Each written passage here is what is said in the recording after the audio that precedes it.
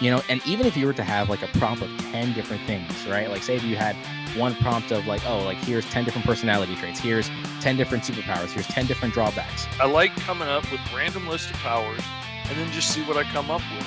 Imagine rolling just those things every single time. It's always going to vary. The possibility of that happening is, again, like a 1 in 10 chance, but it's like, it shows that there's an infinite possibility. Always something else cool right around the corner that we can come up with, because there's no end to the prompts. There's no end to what we can roll up. We're going to be officially rolling for superpowers. This is usually the make or break.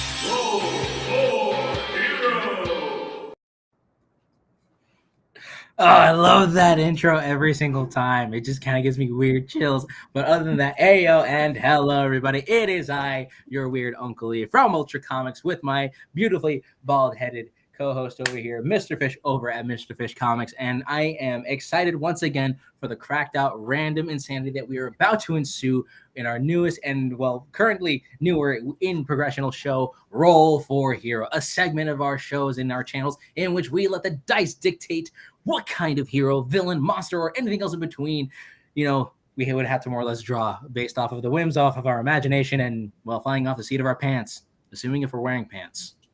I know I'm not. No, I'm joking. That's why the camera only goes down so far. Oh man. I cannot wait to see where we are going from here. I gotta take a view of the chat here. Ayo and hello, everyone. What is up? And I am just listen up. How we doing, buddy? And anyway, so today's gonna be a little bit different. Today's gonna be a little interesting. See, we have done heroes as of recent, at least in my opinion, or at least my opinion. What are you talking about? I do have opinions, but this isn't an opinion. This is a factual statement. I've done more characters for Roll for Hero because I actually started this on my channel, and I want to kind of expand upon this. So I already kind of created 4 entirely different heroes. 2 of them, which you kind of saw in the cool intro and whatnot. But this time, I think we should differ it a little bit. I feel like I've drawn a lot of heroes. I know Mr. Fish draws a vast variety of heroes and monsters and everything. I do a lot of heroes, but I do love a villain. Oh, I love a good villain. And they are my favorites. Imply that there are heroes, my mom would imply that there are villains. So today we're going to be taking the same exact lists, the same exact wording, phrasing, everything that we have done thus far for the heroes, and we're just going to switch it up and turn these suggestions, these ideas, into a straight up super villain. Now, this is interesting because to imply that there's a hero implies that there's a villain, but to draw a villain off the rip would imply that there is a hero that they would have to fight. So again, this kind of leads to awesome imaginations. But speaking of imaginations, if any of y'all out there happen to imagine some very interesting idea and you would love for us to kind of utilize them within this entire segment, please drop them into the chat. Not only that, but also please just comment them when this entire live session is over, and this is just a properly recorded video. Again, I cannot wait to see the potential suggestions in superpowers, physicalities, and overall designing ideas and concepts. Again, your suggestions might make it onto the show, and who knows, we'll probably roll up your idea and whatnot. So I've been yapping for way too long. I didn't even give you the proper. The cameras are acting weird for me right now. I have not given you the opportunity to promptly make your introductions and such. Hey, that's fine. I am everybody's Uncle Fish, the fastest working man in indie comics from Mr. Fish Comics. I'm finishing up my 116th and 17th books in the last 6 years right now. Creator of many a character over the years. I absolutely love it. It's something I started doing a long time ago on my TikTok, just rolling up a random set of powers and see what I come up with, because that's fun for me. I've been running role-playing games for 30 years, and the randomness that you can get just off a random list of superpowers is so fun to me to try and figure out how that's going to work together. Last week, we rolled up a random set of powers, and let's see, we had a steampunk setting, we had an alien with the powers of elemental control again. So we had a steampunk-based hero that was an alien, or that is an alien, that has 2 major powers, 2 minor powers. The 2 major powers being elemental control and telekinesis, and the minor powers being flight and acrobatics. They happen to be a selfless kind of hero. and while their weakness is, akin to a particular item. So that's actually the character that we ended up coming up with. And I will say that threw us for a loop because, it was not the conventional like guy in tights kind of a situation. I mean, heck, Superman has been drawn in different forms of attire, but for me, it's like steampunk was definitely a left hook in my thing. What do you think? Oh, absolutely. While we're talking about it, let's take a look at the characters in the versus segment.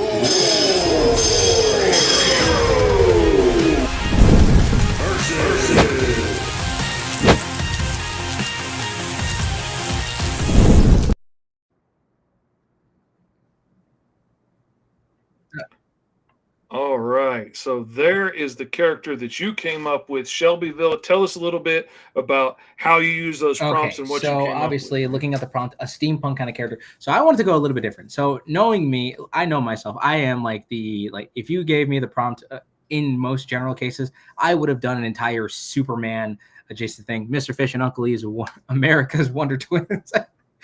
Yeah, well, I mean, one of us is the better half, and I will admit it's him. Anyways, so we happen to have so for me, I ended up playing into the steampunk element, but it looks like my alien character is kind of like cosplaying being like a steampunk character and whatnot. And I wanted to go a little bit beyond the idea of like the conventional alien. So obviously, instead of making this like the typical gray alien or just for some reason, I don't know why, I wanted to just switch it up a little bit because I probably would have turned this into something else vastly different. But I was like, all right, let me try making this a girl character, like a feminine alien with 4 arms, and obviously putting on like a whole steampunk dress. Again, I had to pull up references and whatnot, trying to, get the idea of how to design this character. I wanted to incorporate the idea that, they have this elemental control. So for me, my concept for it is like, okay, we have Shelbyville over here, which one of y'all ended up giving the name, and I wish I could properly, quote who ended up giving me that name. Probably want to do the more proper recap on this character. I'll make sure to shout you out because one of y'all actually ended up telling me to name this character that. And not only that, so anyways, steampunk aesthetic, love the way it is. Elemental control is, basically has, the power to control an element. In this case, at first I was trying to go Avatar again just to make sure she can control everything, but instead I thought of electricity because she is a telekinetic kind of an alien. So then maybe she's actually, an alien that uses her telekinesis to actually, help her levitate. She has like mind powers of some kind. And she can even use that electricity to affect, other, machines around her. And maybe not just being in the steampunk era, but maybe she's the reason why, say, the American, steampunk Western frontier ends up incorporating electricity and whatnot. And not only that, but the fact that she's acrobatic and she can fly, that probably could tie into her overall, telekinetic ability and whatnot. And I mean, she's weak to a titular item. What that item is, I don't know, but I would definitely have to like draw that out or probably come up with that said item. But anyways, other than that, this is my character Shelbyville. Again, it looks like an alien girl just cosplaying a steampunk character.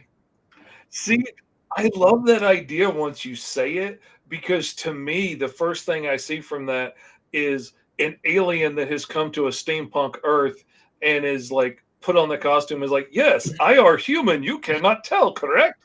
Like that's what I see. And I freaking It's great. I mean, it's just something you never really expect. And again, that's the whole point of this entire series, is to really just kind of throw you in, chuck you into the action, being like, okay, here's the prompt, have fun. And the prompt is steampunk. I haven't drawn anything steampunk since I was like 13. Okay. It's been a very long time for me since I've drawn anything steampunk related. And if my friend Melanie is out there watching, I tried. I think you can probably make a better suggestion. She is such a steampunk lover. It is crazy. Oh yeah, that's one reason I don't draw a lot of steampunk stuff, is because it's gotten to the point now that the people that love steampunk are so deep into it, and there's so much lore and stuff connect that like you can't just like throw some goggles and gears on something like that. It needs to be right. And that's a deep pool to go diving into. For my character, I came up with this dude here, and I took it from a slightly different perspective and thought, like, what if this is an alien who is coming from a steampunk world? So his alien physique and stuff could fit into outfit that is steampunk in their world, but could be alien enough to fit the alien form. And I went out of my norm for this, because normally when I do an alien, like, I don't want it to be like a guy in a suit. I don't want it to be able to be portrayed by a human. I like to go really weird and, put arms and legs in the wrong places and eyes and mouths in the wrong places and make it look as alien as possible. Do they need eyes? Do they even need a regular mouth? That kind of stuff. The stuff we tend to hold on to for the emotion, I'd like to let go of and see what I can do. But I wanted this guy to be somebody that you could identify with, and I really liked the idea of him being selfless. That really stood out to me. And I like to try and make everything work together, as weird as the powers are. So when we had elemental control, and we had flight, and we had telekinesis, and we had acrobatics, like Spider-Man, Daredevil jumping around kind of acrobatics, I was reminded of the way Avatar would dodge and deflect in fights rather than fight, because he was an airbender. And so his natural techniques were to avoid. And I got to thinking, if you combined all that together and their elemental control was some kind of wind air control, then you could put that together and he could move things like telekinesis by controlling the wind. He could move himself around. He could fly. And then I came up with the idea for these great big ear wing things that were full of gills that he can suck up air and use to jet himself through the sky, use to blow you across the room, whatever. And thinking, okay, well, if they've got wind control, then they could really use that to make their steam power like clean and efficient. And they could come from this clean burning utopia of steam power that has launched themselves out into the stars and have become a great world among the galaxies. And much like when Starfleet would, like, when a nation or a world reaches warp capability, they would reach out to that planet. Like, when the world reaches steam power, they reach out and try and help them convert it into a clean burning, make their world a utopia, rather than let it be polluted, because that's what he's weak to, because he's got these giant lungs on his back. Pollution is a really, negative thing for him. It killed his species off. So he comes here with this selfless desire to teach us how to do better, to show us the way to clean burning steam power. But the barons that control coal and all this stuff aren't going to let their billions go away in profit, just because some alien says so. And so they start, going after this dude who's just a total scientist, a nice guy who came here to help a world out. Doesn't even know what aggression is, doesn't understand why this guy keeps swinging a wrench at him. That idea stuck out so funny in my head. I ended up coming up with this cover of this dude attacking him and him just being like, "My good sir, you nearly hit me with that. This is the third time in a row. You must be more careful."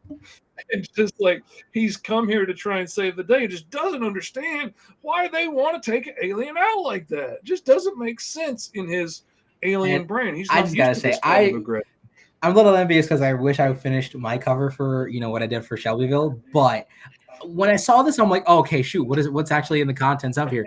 Because first of all, I own obviously a few of the books that you have made. Call of the Mighty Cro-Magnon is my favorite by far.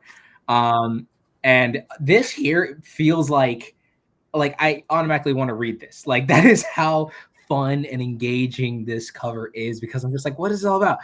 Again, but also something that you mentioned as well, like just diving into, and you mentioned how this is very much out of your norm. The fact that we both haven't, well, for me, I haven't drawn steampunk stuff in a while, and you're not wrong, because with steampunk stuff, you want to make sure that everything is as accurate as possible, because especially people in the steampunk community, they're very much like, okay, this has to work here, this has to work here.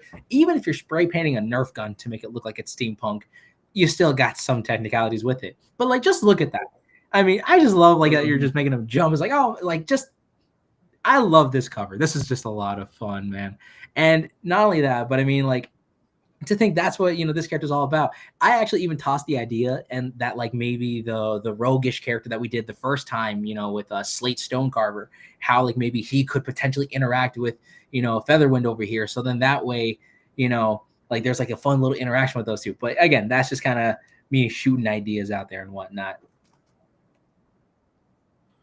Oh yeah, and that's something that me and Esteban have been talking about.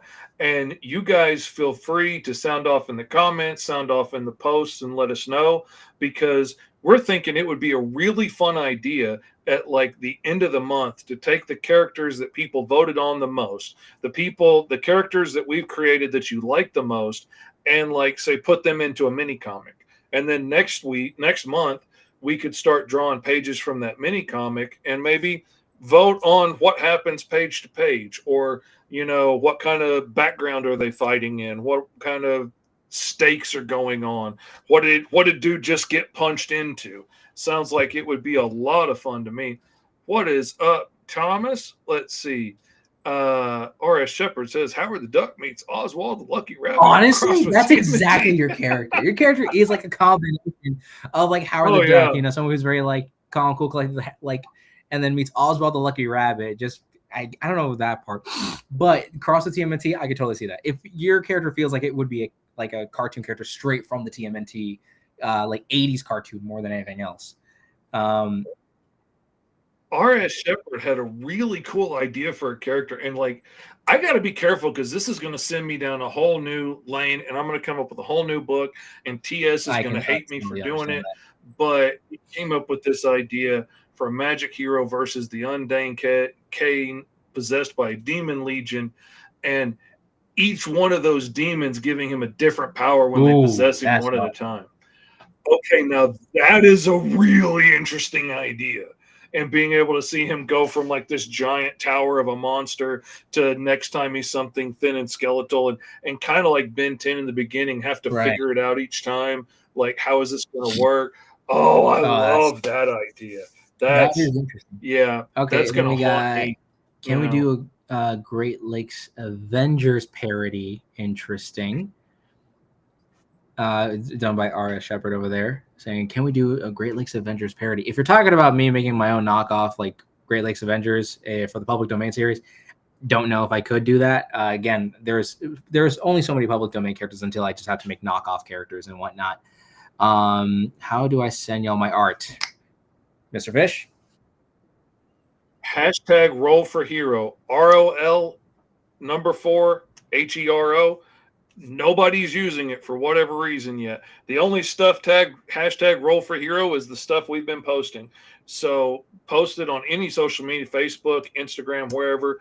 Put hashtag roll for hero. The number 4 HERO, and we'll snag that art piece. We'll show it off here at this during this live session, because obviously, the fact that we have been using just plastic dice, little plastic pieces that have numbers on them, and we just let them dictate what are we drawing, has so much random possibilities. And the fact that we get to inspire people like y'all out there that really want to like draw this kind of stuff, and not only that, but want to make art of this kind of caliber, it would be amazing to see what kind of stuff y'all create. Again, we can only create so much, based off of, our own imagination, our own art experiences and styles. So the fact that some of y'all are out there that really want to join in, please show us. Again, hashtag roll for hero, ROLL, number 4 HERO. So again, if y'all want to send us art, use it on any platform, that will be fantastic. Exactly. I really got to try to adjust myself because I'm so prone to pointing this direction when I actually meant to point this direction. I intentionally flip my camera just so I can do that, so I can point the direction. Like the writing on my shirts and stuff will be backwards, but I don't care. It makes it easier to do that. Yeah. Well, anyways, yes, this one. Use this hashtag if somehow, some way, y'all ended up rolling one of the, like a really interesting concept, or heck, you can take the exact concept we're about to take today and you can convert it to a hero, a villain, or a potential anti-hero. And I mean, listen, I feel like we have been having a fun yap session for the first 20 minutes of this session. So I think it's about time that we dive in and, well,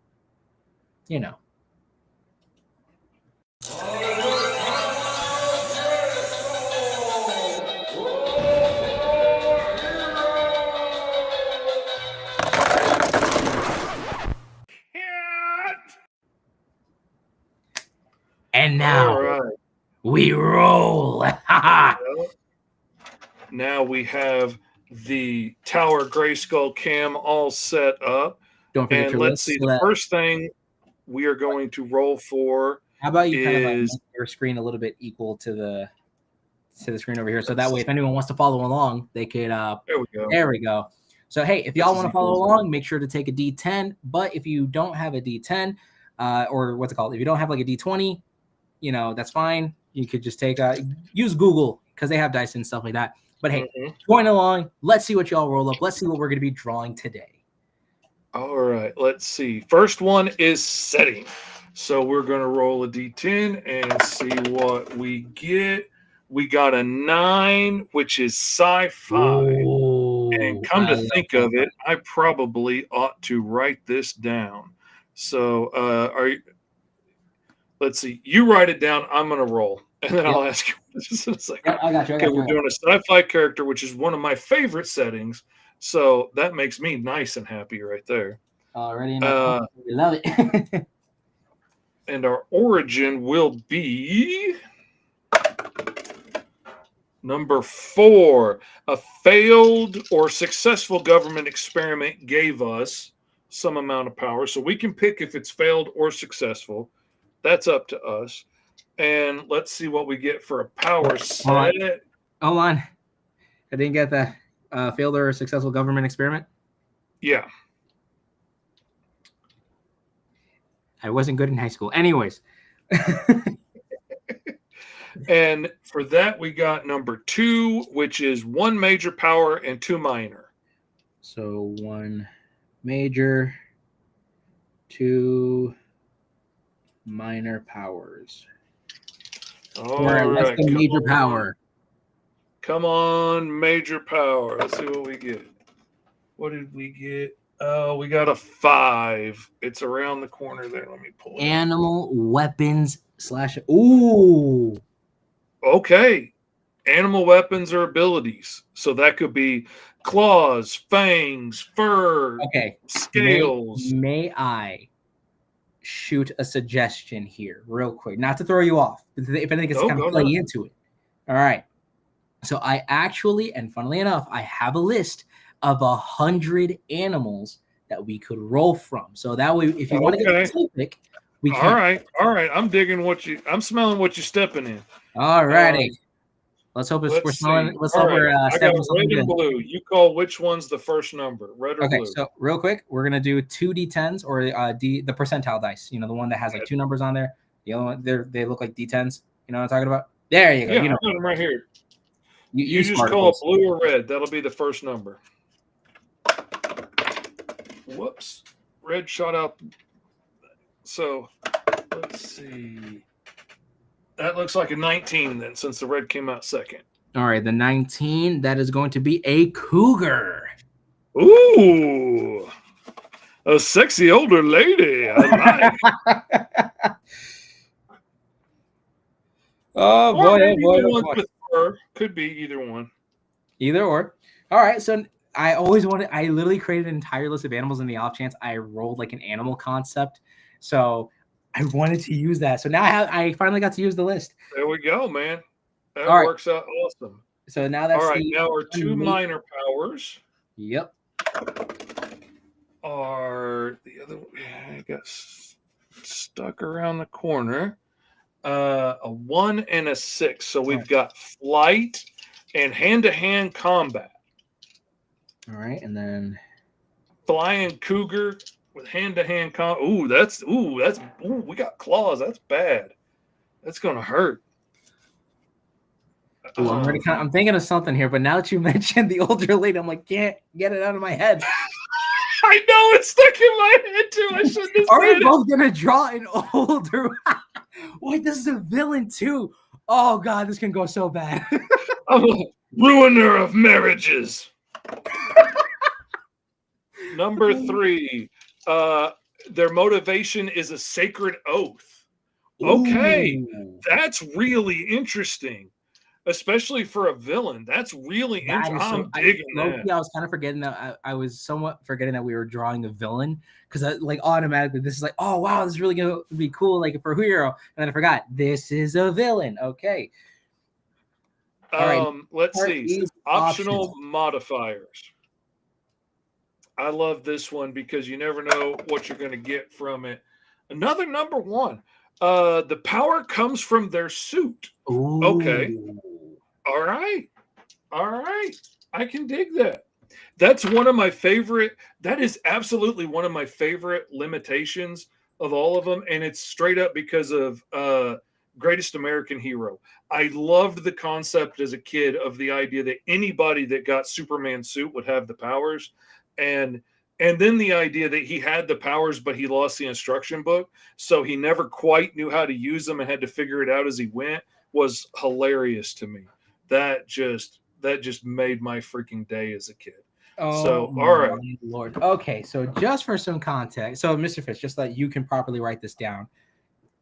All right, we have a science. Oh, give me 1 second. Let me pull up a page because I was unprepared. I was getting cameras ready and not getting my page ready.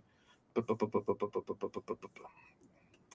gonna make a new one because it's easier to make a new one than it is to find the other file right now. Okay, grab my pen.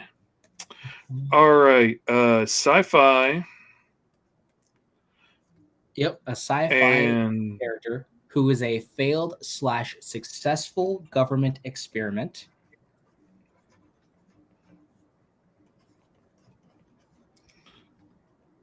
Okie dokie. And all right, they have animal / weapon powers, or abilities. And it's a cougar. And is a cougar. I swear, if we both draw an older woman, I'm going to start questioning our existence. Okay. And then we also got flight. And hand-to-hand. And hand-to-hand. And let's see. Oh, they took a sacred oath. Yep. Sacred oath. And the power comes from their suit. Now that part's optional. Yeah, that's optional. I like it, but that's optional. You can absolutely take it or leave it. You can take or leave any of these. You can roll up your own off of the prompts, come up with whatever you want. You can take these and whatever. You can come up with a whole different animal. I'm kind of enjoying the idea of the cougar idea. I think that's pretty cool. I'm now kind of confining myself to a bit of a box here ever since you made that joke. So we're gonna see where this goes. I can't. You did this to me. You did this to me. I will let, as much as I would like to do it, I'll let you have the female version if you want to do that. I will. No, you know what? Listen, I already did a female. I already did a feminine, hero in the last, segment. If you want to take on that, knock yourself out. Okay. That feels more. Or we could do it both. Listen, there's no rules as to how many of those kind of people we can and can't do. Hey, howdy. Hey, how we all doing today? By the way, if y'all just popped in, we're just officially rolling up the characters. Can I roll? So wait, hold on. We got Four Tails podcast over here saying, can I roll up? God, I swear. I'm going through them. Let's see. We got Lizard Tail. What did I miss? Had to step away from a moment. Panthera was like probably a potential name. Not a bad one. Not a bad one. Loving it. Midlife. Hey to midlife. Namor protecting the ocean. Absolutely. The sacred oath. 100%. Okay. Like a nine-tailed fox for a consumer. Okay, yeah. Okay. Can I roll up a fact? That however you like your women, you roll it up however you want, guy. Listen, I like my women how I like my coffee. Light, sweet, and not so bitter in the morning. Anyways. If my fiance is watching this, I love you. Okay. All right, let's see. I'm trying to get all to the fun technicality side of things here because I'm trying my best to, because for some apparent reason, technical difficulties and technology says, screw you, we're not going to have fun. So sorry, I'm not going to be able to fully see myself when I do this part because I am going to share my screen. So apologies in advance. If we can please. All right, says I can't. All right, that's fine. It's okay. We have innovative ways. We are humans, and therefore we shall find our ways of getting what needs to be done here. All right, there we go. Sorry about that, everybody. Hopefully this isn't as infinite. How's it looking right now? Kyron, now. I done told you about that. You need to quit coming on to me. My wife's getting jealous. So you just keep your fatty comments to yourself there, Kyron. Glad you live on the other coast. All right. Sci-fi character, a failed government experiment, cougar powers with flight, hand-to-hand combat skills, who took a sacred oath and gets their power from their suit, potentially. I like that option. Yeah. And that blends in. Oh, I can make all that work together, baby. I can make all of that work together. All right. I'm off to the races. Son. Oh man, I got ideas coming out my ears, man. I kind of had an idea too, but for now, I'm trying not to go off the first. Trying not to go off the first like thing that was impulsive to my mind, because I should, like, maybe I should, maybe I shouldn't. Okay, again, just for the record, when you Google cougar, the animal's not the first thing that comes up. Mine was the first thing that came up, so that says more about. In images, it is. Under just general, it was not. It was, you know what, an older woman who. Hey, listen. Okay. We don't judge, hey, as long as you can. Anyways, so were you able to see my screen, by the way? Because I know right now I have the infinite thing kind of going on here. All I see is the tunnel of the multiple screens. Here, let's see if we can shift it a little bit, so then that way we can get some people and whatnot. All right, come on, let's not be total annoyances and inconveniences here. Sorry. So now we get to see the technical stuff that we see. Anyway, sorry about that. So now, do you see just my screen over here? Absolutely. Okay. So at least that's working. For some reason, it's having a struggle trying to just stream just this. Anyways, so all right, gotta see that how this is looking. So we have the animal of a cougar, and somehow we have to correlate this to a supervillain. So as a failed, slash. Okay. My God. Oh my God. I wish I could see your face, because I can't, because I know that you're probably overreacting right now. Technology, how dare you? Heavens to Betsy, no. Heavens to Betsy, please. All right, so R.S. Shepard says, an American Weapon X program. She failed out. She's a Native American and protects her tribe's land from evil corporations. Oh, dude, that's a great idea. But that is a great. So does her noble cause end up making her look more villainous in the process? Because again, remember, this is a supervillain that we got to be designing here. So again, that's just things that we have to take into consideration. You know what I mean? Oh gosh, because my stuff loves to operate with me today. Why can't things just go properly for me as I'm in the process of drawing? Why do I sound like King Candy from freaking Wreck-It Ralph? Happens to Murgatroyd. All right, I'm going to see if I can go with a more male approach on this one. That's great. Restream absolutely has its issues, Mr. Nope, sometimes. And they like to keep changing things, which aggravates me. I'll just get used to where they put everything, and then I'll come in sometimes and they've changed it, and that frustrates me. Okay, so she gets it from her suit. Okay. We'll see what we're getting here. I think I might have something going on as of right now.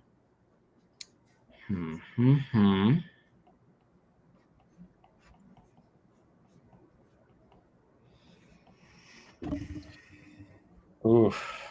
So this is an interesting design process for sure.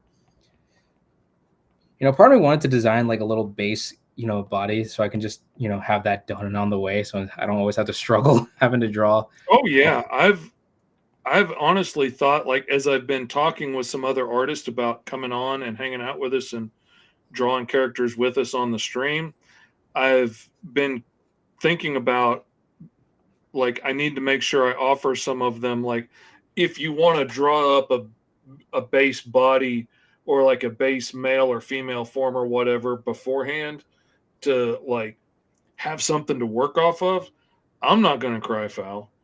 I don't care. Don't scare me none. I feel like I should start doing that before we start hitting up these streams, just because it saves me just a bit more time and whatnot. Just having I know it's not no race or anything like that, but I don't want to eat up too much time because some people gotta think, it is what it is. But I'm having either way, this is always like a fun thing for me. Weirdly enough, doing this also kind of like helps me kind of like debrief a little bit from what I usually do. Again, I love doing all the public domain stuff. I love doing all the public domain heroes. But at some point, I'm just like, man, all I'm doing is just drawing all these things. So like doing the role for hero really just like freshens up my imagination, having to think about like how else am I going to design a character in this kind of fashion, if you will. So getting to come up with something completely new out of your brain is just a fun exercise without like having to try and be stuck inside the like I have to make it match up with whatever. I have to make it match up with I'm blanking on public domain characters like TNT Todd or whatever, or Man of Metal. I love Man of Metal. I honestly I have an idea for Man of Metal I would like to do as a book. I got introduced to him doing the Sentinels, and I enjoyed it. So I've enjoyed him so much I haven't been able to quit thinking about him.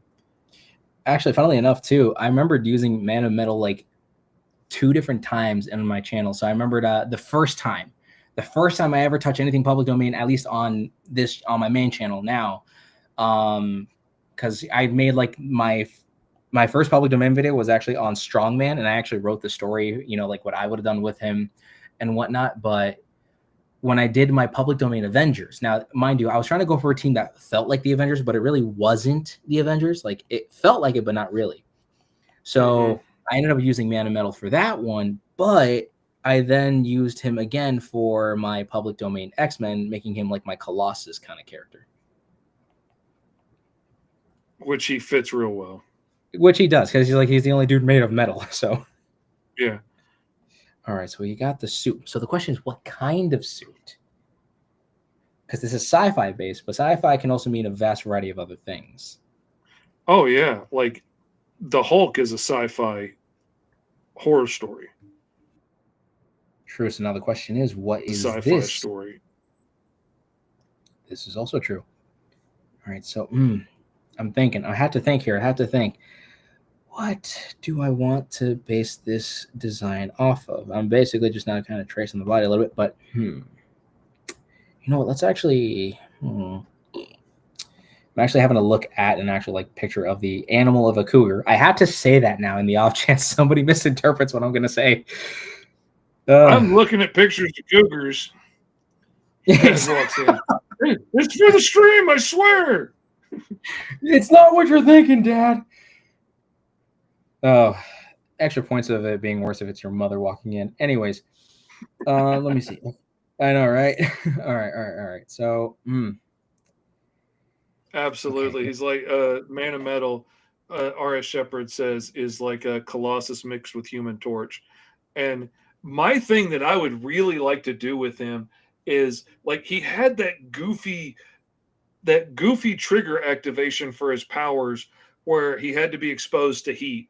And it got down to I have to I'm tied up, but I have to get to the table and strike a match, or I need to tip the chair over and burn myself on the radiator to get my powers to kick in. And my thought that I thought would make him awesome would be to just take it as that was always a fear response. That was like adrenaline kicking in when he got scared as a defense mechanism, triggering his powers, and having to come to terms with the fact that he just has to get himself scared enough. He needs to step into danger and trust that the powers are going to kick in. And that makes it a whole scarier thing. I have to jump in front of the bullets and just trust that my body's going to turn to metal before they hit me.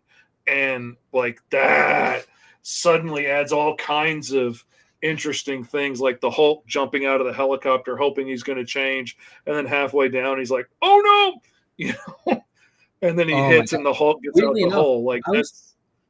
So you probably know the show. more than I ever could. I remember the idea was like a kid who can turn into a car when he's exposed to heat. Oh yeah, Auto Teen. Yeah. Right. Never saw it. Obviously, I was not even alive when that was out. But Obviously. right. But no, it got me thinking about, because when I first heard of like, Man of Metal, I'm like, Man of Metal would not survive 5 seconds in Arizona or in Florida. I mean, it is one of the hottest. Oh yeah, he wouldn't be able to do anything else. Because he would be literally just on fire nonstop, which I think would actually make it more hysterical. Just having to see that kind of character just in hot environments and whatnot. Mm-hmm. So, all right, let me see. I'm trying to go for witness protection moves him to Arizona. Right, just eternally on fire. It's like, oh my god, I know it's hot, but how I know am I supposed to hide when I'm on fire 24/7? But yeah, so I used Man of Metal as my Colossus. I actually ended up using, and technically speaking, for anyone who follows me on my channel, you guys know that I'm currently making my own public domain Wolverine. I'm using the character Catman, but I'm actually switching him up entirely into making him a completely different character. So that's always fun. It's always funny too to see how people use the character of Catman, just because he's like the only other like Batman adjacent character. Because again, Batman, Catman, like they all have a central theme on that.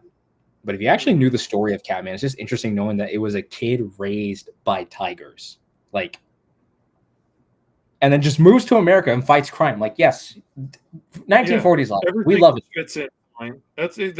Yeah, no problem. You didn't have any trouble adjusting once you moved from the jungle. Exactly. Like, that makes total sense. Okay, so it's a sci-fi character. Okay, because when I thought sci-fi, for some reason, my brain always tends to think like planetary sci-fi. Like when I think fantasy, I think like Dungeons and Dragons and the tribal stuff. When I think of sci-fi, I'm thinking like space and like the retro, like Fantastic Four aesthetic. So like realizing, and when you mention how like the Flash and the Hulk are not technically, because they are science fiction characters, that had to like put that kind of reinstated like, right. So they don't always have to have like a high-tech suit of some kind. Now that's probably the vibe I'm going for here. And whatnot. I mean, really, like Spider-Man, I would say is a sci-fi character too, really.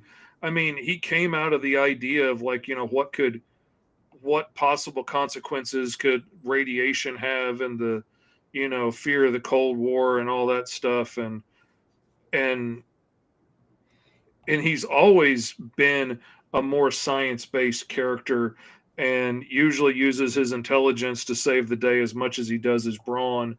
And like there's a lot of characters that could fit in there that you wouldn't necessarily think of right off the bat as being, because you just think of them as being superheroes. But and also most of these characters were made back in the day, when superheroes had essentially failed and were going the way of the dodo.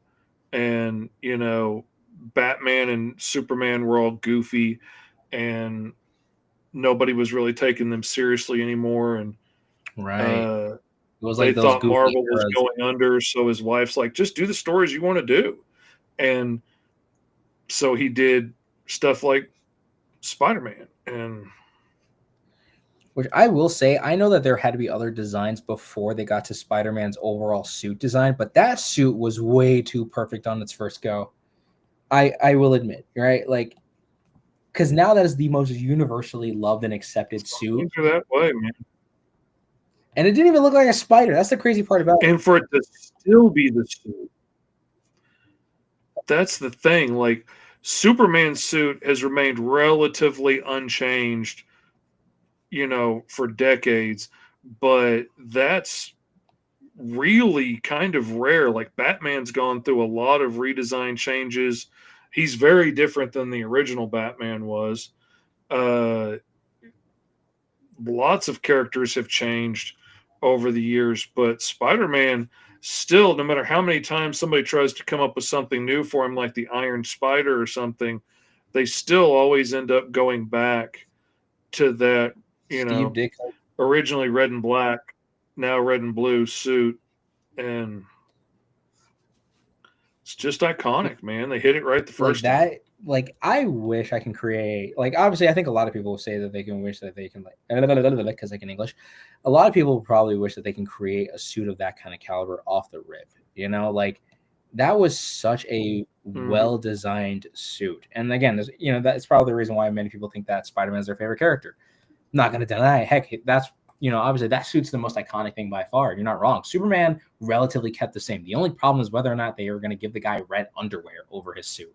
You know, same situation with Batman with his underwear, but the only difference being that sometimes he looks cool with or without it. All right. Hold on, let me kind of check because I haven't seen what you've been doing thus far. Oh, you're going full blown like mech on this one. Yeah. Ooh. I decided to go hardcore with the power comes from a suit and sci-fi based, and like she is like a mutant. She's like a panther infused like mutant, but she's using her brain and stuff to build this tech suit and make it big and powerful. Let's see. Fortail says the Scarlet Spider design was nice. Absolutely. I mean, there's been lots of cool ones. The black Spider-Man suit, I think, was awesome. I hated it in the beginning because it was a change, and I didn't like the change because Spider-Man was, you know, red and blue. But now looking back at it, I think it's a far superior design. And like some of the white on black, you know, like anti-venom suits and stuff have been super freaking cool. The Miles Morales designs are awesome. I mean, all of them are cool. It's the red and black combo. Infinite Comics says hi. What's up? Yo, how you doing? But you keep coming back to that iconic design, and there's not a whole lot of characters that are still doing that this many years in, and that's pretty awesome. I will say another character I think is completely like, hello. Yeah,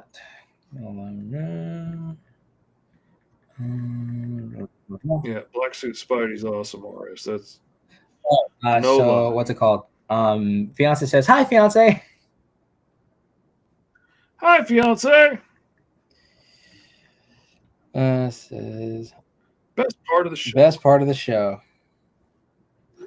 All right, I'm trying my best to see what I can get from this. You know what? Probably gonna. We'll see.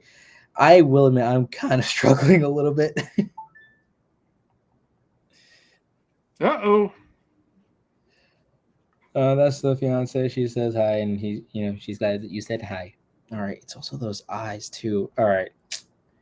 At this point, I feel like I'm just making a weird robo suit looking thing. I don't know how I feel about that. Okay. Dang. And they're not all going to be winners either. I mean, and that is one part about this is it's an exercise in creativity. It is stretching ourselves out of our comfort zone. Like I was really kind of scared when you rolled up fantasy on that first one. Oh yeah. I was like, oh no, what am I going to do? And that turned out to be a really cool character. So, Infinite Comics says I drew Lex in his war suit. That's awesome. That was actually a big inspiration for me on this. I had just watched the other night when I couldn't sleep and everybody else was in bed. I was scrolling through, I don't even remember if it was HBO, I guess, maybe. And I scrolled through the like Robot Chicken DC specials, and they had Lex in his suit, and you know, it's like, oh, my power suit, now I'm indestructible, and then somebody kicks a kickball in his face.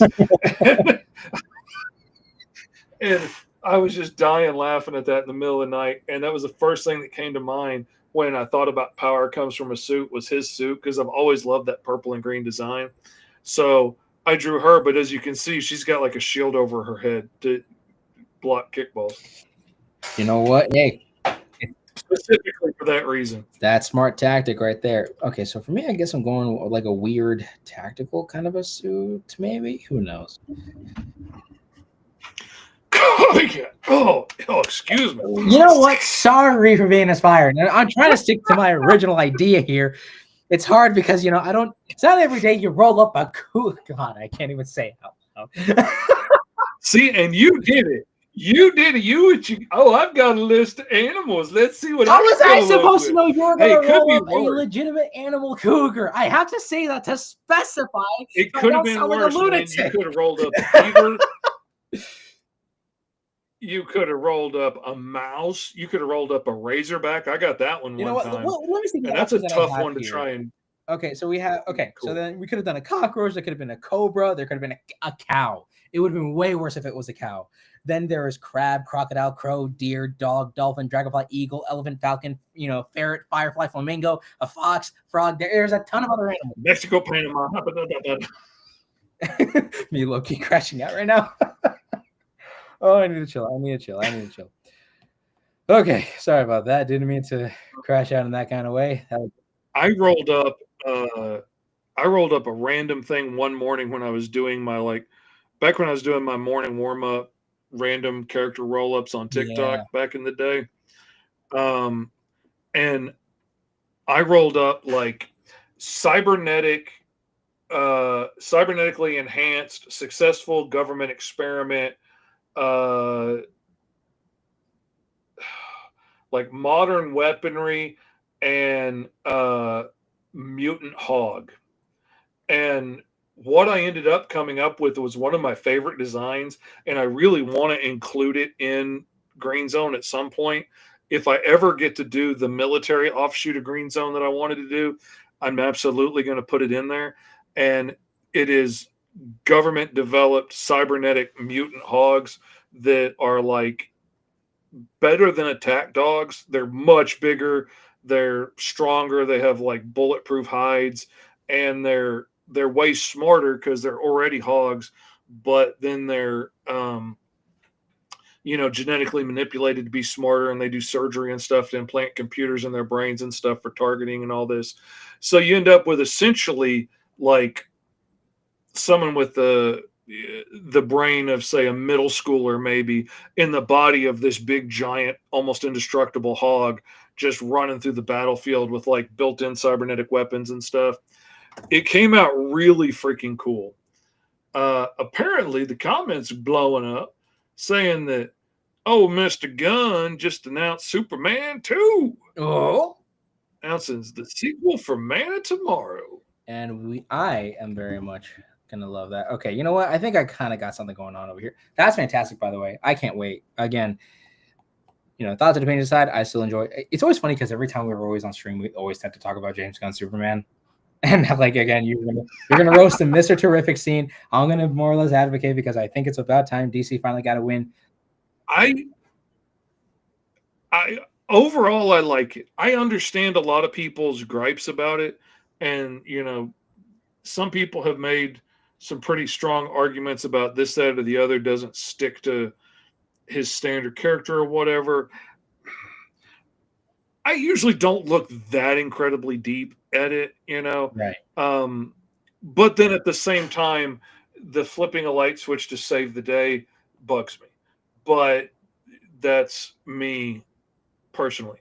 But overall, I really enjoyed the movie. I thought it was a lot of fun, and I love having a superhero world where you can just have, there be a creature that Lex has built with super science of the day that grows from a little gremlin monster into a big giant, 20-story tall fire-breathing monster. And that just happens. And we don't have to go into a big backstory about how it happens. I like that. I love that. That's the kind of world where I could totally see the lizard men erupting out of the sewers underneath Metropolis and, attacking, or any of the other really weird stuff that DC has going on in the background of their stories. I love that. I think that's fun. And I want a superhero world that's fun again. And I think that's something that we've been missing a lot. And I know that, like, again, we always tend to come back to this whenever we talk about it. But for me, I miss the whimsy of like what superheroes really meant to be all about. Obviously most of the superhero stuff that came out was obviously due to 9/11 and a lot of it being like pushing it to being like pro-America and all that stuff. But ultimately, at the end of the day, I miss the idea that superheroes can be fun. They can be whimsy. Yes, sure. Should they be wacky? That's like a whole different debate for a different day. But, for me, I don't, I want there to be fun. I want these characters to be fun. I want them to be exciting, actually, be inspirational. Because, again, we need that, especially in today's day and age. Because, especially in my generation in particular, we're not really not given a lot to work with in terms of setting ourselves up with a good life. So, if it means that we can at least have like a good hero to be like, hey, there's a tomorrow worth fighting for, then you know what? I'm always down for that, Man, that is something that I never felt so much as until my older boys are growing up and now they're like moving out and starting lives and starting families and stuff, and seeing like how hard it is to like find a good job, try and hold on to that job and be able to take care of your family, trying to decide like, is it worth going to college? But like, especially as an artist with like AI and stuff now, like, is it worth going, 100 something thousand in debt for college just for AI to replace your jobs by the time you get out? Like it's a scary time to be that age and not be able to count on things having worked the way they worked before. And like I wish I could give my kids better advice, but like nothing I did is really going to work for them anymore because the world's changed. And yeah, even the way I do things now isn't necessarily going to work for them because things are already changing again. the world is never at a like it's weird because in a strange way we plateaued and yet somehow everything is still moving upward. Yeah. But that's Yeah, enough it is moping wild. around. In the comments, R.S. Shepard suggested a really cool idea of how about nanotechnology animal skin like a symbiote made of nanites. That is a really cool idea. Ooh, Like okay. like a living symbiote nanotech around your body that could go from like venom goo to like Wakandan armor and weapons and stuff. Like that's a really, really neat idea. Um, it inspires all kinds of ideas. And Infinite Comics asks, "Do you guys like anime?" Come on now. Why Does could a we fat man like cookies? listen? If it wasn't obvious from like our very first characters that we showed off, or at least my first character that I showed off in this whole role for hero, segment, I remember like we introduced the idea of a character that has like magic and eats and whatnot. Mr. Fish went the more, grotesque route. I ended up making my own Gundam, So I till this day I have like a little Gundam like thing that I built. I have no idea where it's at anymore. Probably in the container that's currently next to me right now. But I mean, I love anime, and just so I can see myself on the screen, I love anime. I'm a huge anime fan. It's a lot of fun. I was trying to get into One Piece. That is a lot of work to dive into.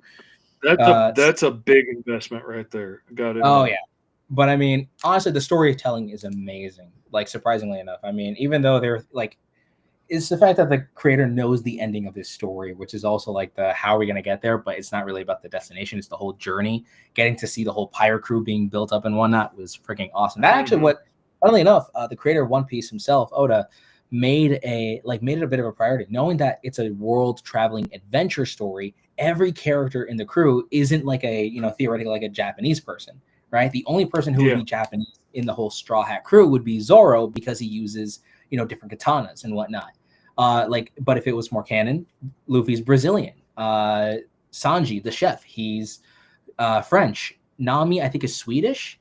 Then you have Usopp, the long-nosed one, is actually African, if I'm incorrect. Chopper, I think, would be Canadian.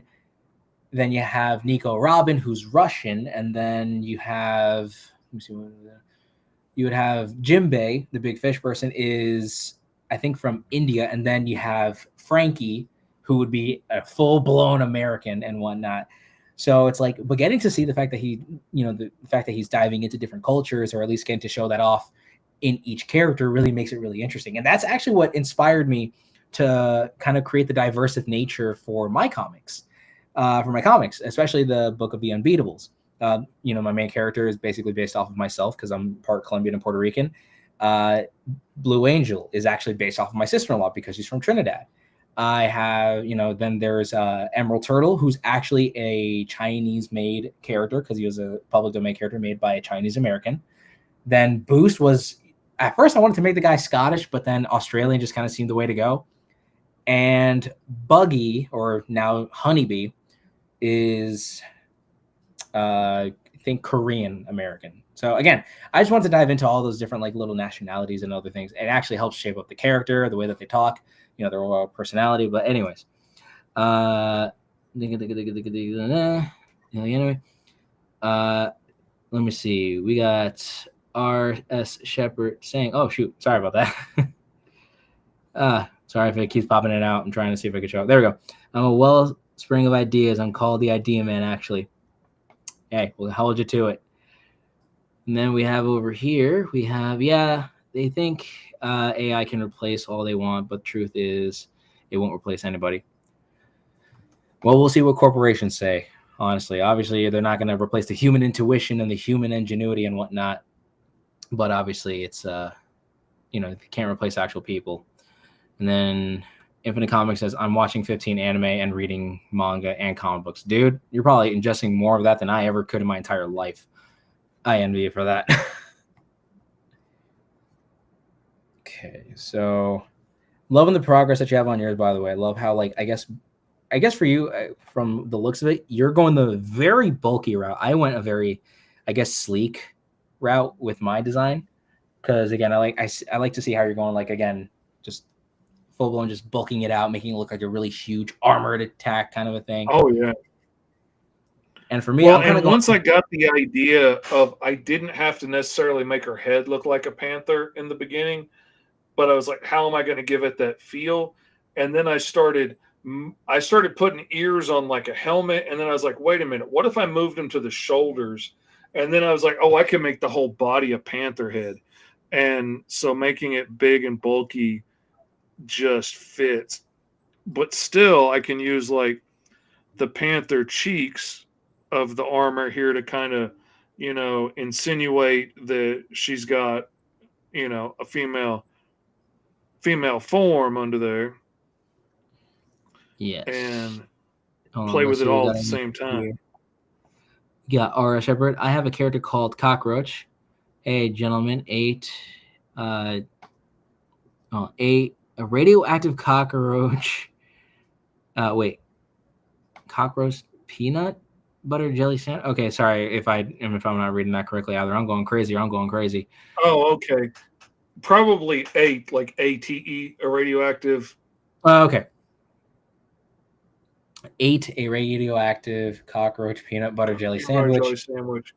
He has the physical powers, but his greatest powers. Okay. He can't be killed. Okay. That's actually very interesting. And you know what? Honestly, that sounds like a weird Captain Underpants kind of a method of superpowers being shown. Just outright weird. But we're here for it. No matter what happens to him, he always comes back from the dead somehow. Kind of like how Catman did, because Catman's main gimmick was that he himself couldn't die as well. So, or like the fact that he had they're going with the 9 lives thing. I got you. Yeah. So actually, that's what I'm playing off of with my, Wolverine character. So I'm using Catman as like my Wolverine, and he theoretically can't die because he has quote unquote 9 lives. But that's neither here nor there. Anyways, so I'm trying to get to this. I guess for me, I'm definitely going like the sleek route. Like if this was a villainette. Honestly, I'm not even gonna lie. I'm really liking the way this is looking out, like how this is turning out right now. I would love to make this an Unbeatables villain. Like like I can imagine, the Unbeatables would be coming in. Like Rocket Fist would be like, "Oh come on, you gotta be kidding me over here. It's freaking what's her face." It's like, what, you know her? Criminal Underground, failed, more like successful. Kind of a super villainess.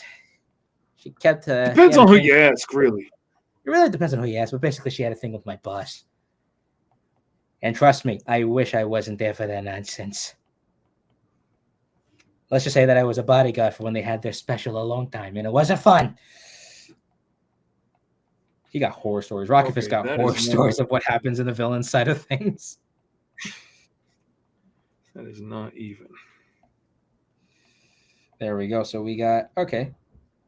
I kind of like this. I like the, I think it's, I'm also kind of going for that, okay, so I don't know if I'm using the phrase correctly, like a femme fatale kind of a concept a little bit. It's still armored, still showing off her, very sleek and very illustrious features. Still attractive, but deadly. Still attractive. Oh, very much. Catwoman vibes, except this cat will definitely kill you a lot more. This ain't no pocket. This ain't no thief. This is a full-blown, like, this woman will ruin your life. Mm-hmm. Which then gets me thinking, why are they a government experiment, right? Like, were they a government experiment? Were they actually a test subject for an experiment? Was this person bad to begin with? Or did they just happen to have a mixed moral aligned code? What was the true ambition of this character? What's the deal with all the cougar-powered women? I tell you.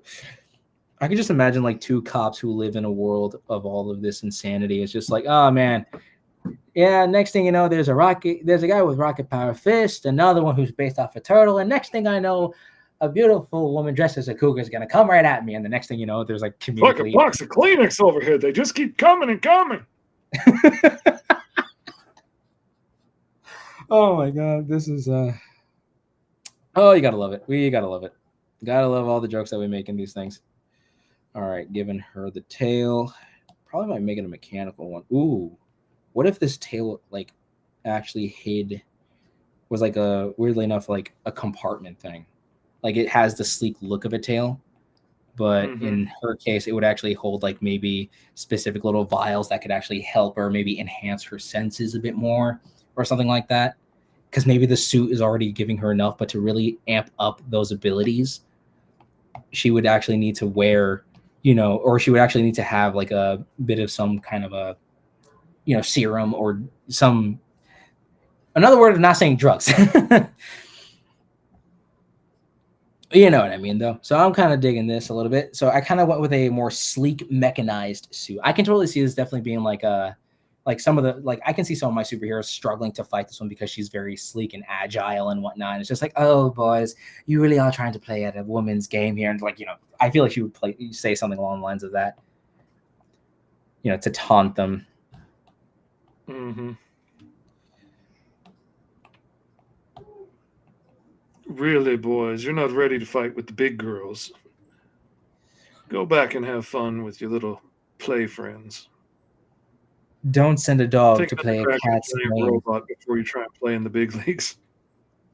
It's like, don't let a dog play in a cat's game. Oh yeah, there you go. I can totally see that happening. I can also see this being like so in my comic book universe of the Unbeatables, my villain crime boss, which was actually a public domain villain, by the way. My rendition of that character, I feel like he's like canonically married to one of my original ideas for a villain named Dr. Puristine. And I can imagine he has like a rough history with a few of the other, superpowered like villainesses here and there. He's like, they were nothing more than financial gain on my part. I don't really care for them as much. But my wife, I mean, no one can. Oh, man. You just think about exes and stuff in the superhero world. Like, oh my God. Could you imagine? Okay, could you imagine like being somebody with like Catwoman's character? Okay, like somebody who's like a top tier, super thief and whatnot. And then like you're out on the town and you're fighting, your hero or whatever. And then from down the street, Condiment King's like, hey, baby, remember me? It's like, oh my God. We dated in high school for like 3 days, Larry. Freaking let it go.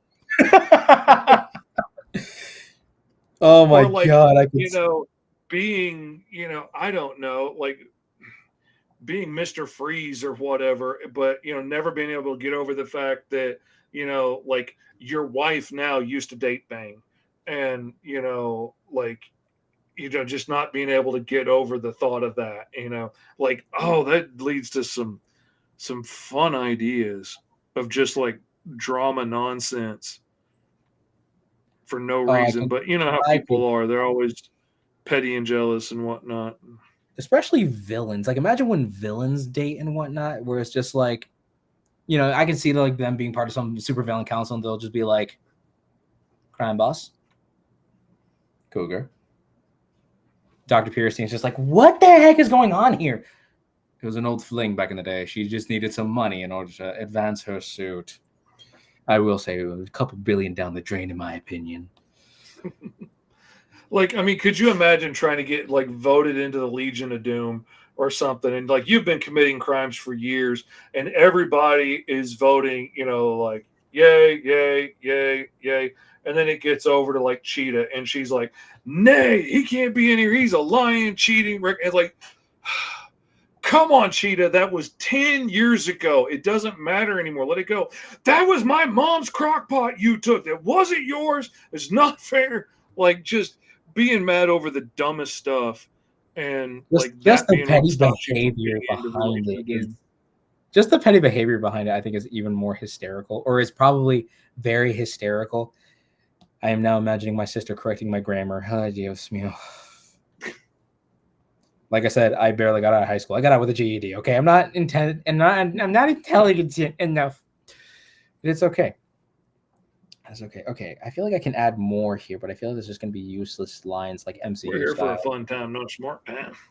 Yeah, sure. Well, I tell you what. I remember back in the day, people used to draw men in tights, fighting other men in tights, and somehow that wasn't weird. Back in my day, all the heroes wore their underwear on the outside. We liked it that way.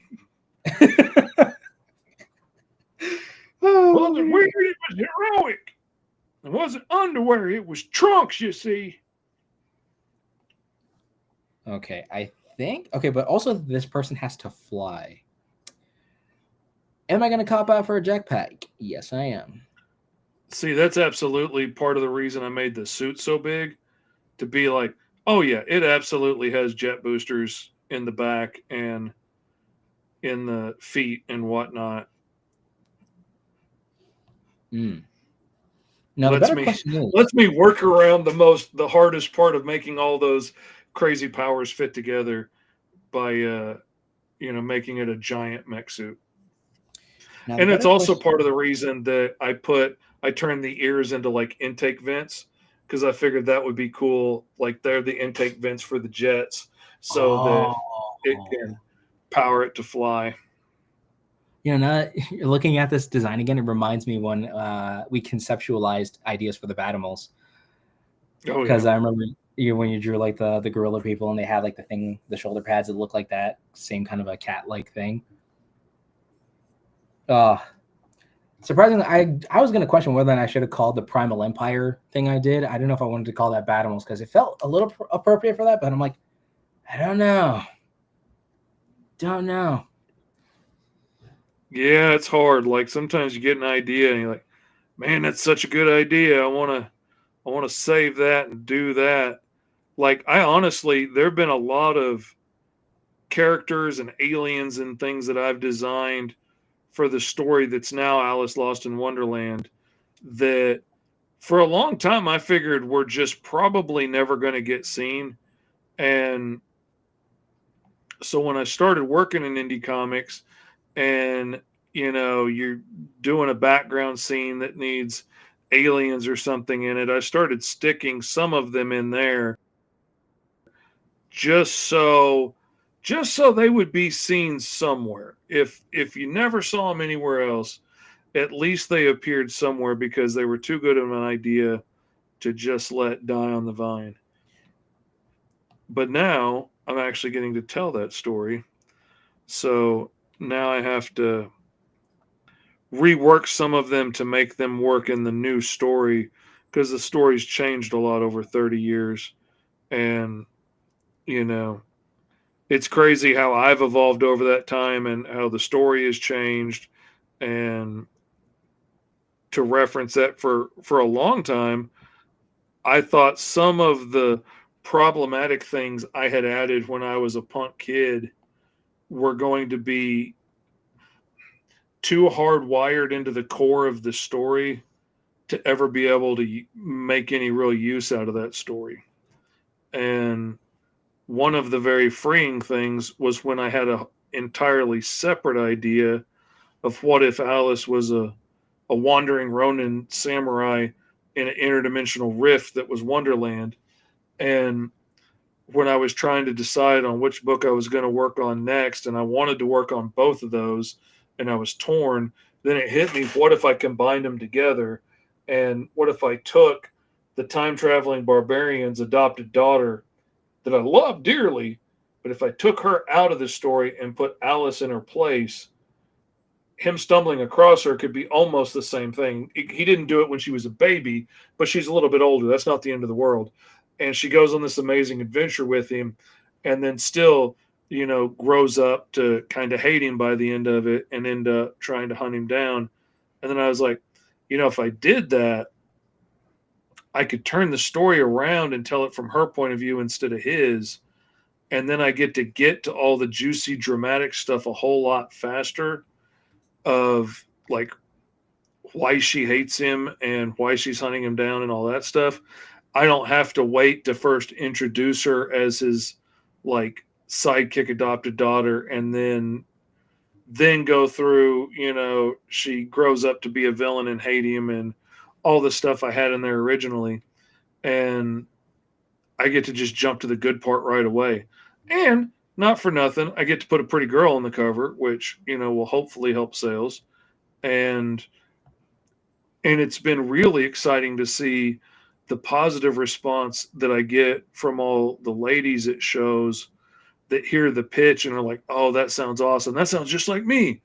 And it's awesome to create a character that they identify with so quickly. And it's just been a lot of fun. But in doing all those changes, that also kind of gave me the freedom in my brain or whatever to let go of some of those old ideas that I was having a harder time letting go of, because that's the story. That's what I came up with. That's the way it's supposed to be. Like it's some magical set in stone thing, and nothing's real until it ends up on the page. And it gave me the flexibility to make a lot of changes that I needed to make and wanted to make. And I'm glad I did it. And I mean, I'm assuming that all those who have bought Alice Lost in Wonderland, which you can totally go get over at Mr. Fish Comics, link to whatever he has linked and whatnot. But I can only assume that many people enjoy it. Linked in the description. There you go. See, shameless plug. And shameless, shameful, who knows? Actually, you can download, I added in the description for the video, you can get the free first digital issue. Just sign up for the email newsletter, and it will send you the first issue of Alice Lost in Wonderland for free. So you can check it out and see if you like it. Ooh.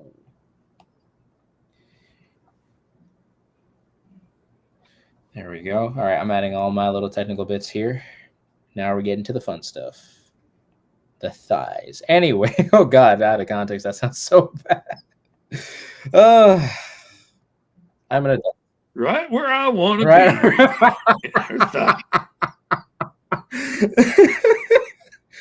Who would have thought? Again, I was thinking, oh, cougar's thighs. They're everywhere you want to be. Exactly. I was thinking to myself, man, I can't wait to design something really cool or awesome or like raging. Drawing a cougar base. Drawing a sexy lady. Hey, listen, I'm never going to deny drawing a sexy lady. Oh, we saw some of your lady drawings. We know you like the pretty girls. Listen. You wasn't hiding nothing. I know. Sitting over there being a red-blooded boy thinking we can't tell. Come on now. Don't end up with a pretty old fiance without liking the girls. It's be true. And it doesn't help that she's Latina. It's all right. It's like, I'm into Latina, Sonic. All right, we're gonna probably thicken these segments here on her. That would sound so much worse if I said that. Oh god. The internet is such a strange place. It's beautiful, it's scary, and it's everything horrid all at once. Yeah. Yeah, man. I actually have the question. But then, like, it would be much weirder if you said, like, yeah, I'm really into grandmas with glasses. That happens to be my wife. But, you know, for you, that would be a very weird thing. I mean, is it though? Who knows? We live in a really strange time. Up is down, down is right. Dogs can be whatever they want at this point. But I am not one to One judge. of these days, fiance will be a nana, and you'll still be chasing her. Oh, yeah. Be in your rascal scooter chasing her all around the nursing home. Meep, meep. Got your little safety grabbers out in front. Click, click, click. Meep, meep. Click, click, click. Come here, baby. Oh, my fiance's watching. I love you. When you don't let me grab that cute old honey, it depends. Depends on what? No, that's not depends. Yeah. Oh. I can see your future now.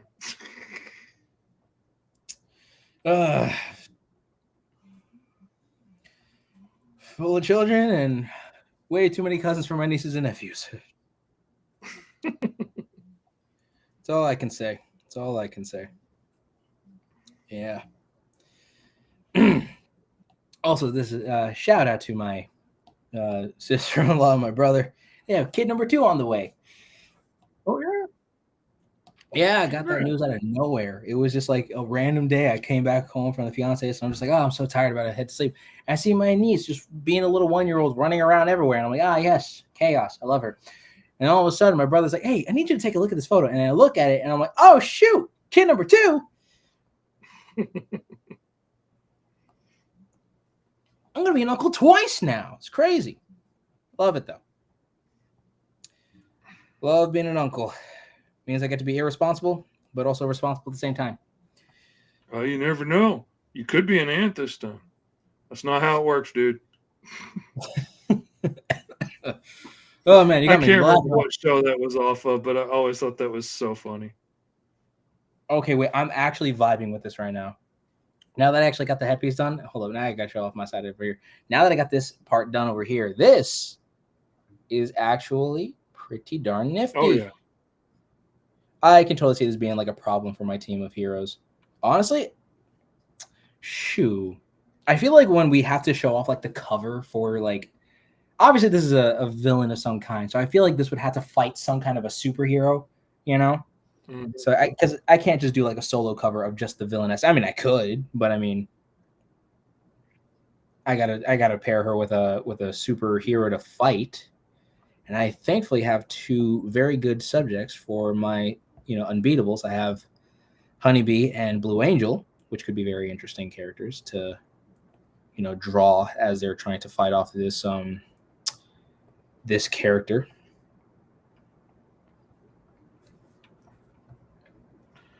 I did not think about that. I did not think about who I would have this character fight from one of my worlds. Kyle would. I was gonna say this could be. Continue. Sorry. Kyle would turn her into Fancy Feast. She'd just be a canned meal once he got done with her. So that's not going to work. Do you have any heroes in the Green Zone universe? Kill Virgil and Danny Kim from Green Zone. I have superheroes in Green Zone. We just haven't seen much of them. They've appeared in a couple of extra things in other places that will be in the trade coming out early next year. But yeah. Yeah, I don't know. I got it'd be fun to see her go up against Capital Punishment, who's my oldest in every way superhero, and I love. He is just a mean old man. He's like the core concept for Capital punishment. Capital punishment is essentially like a nationalistic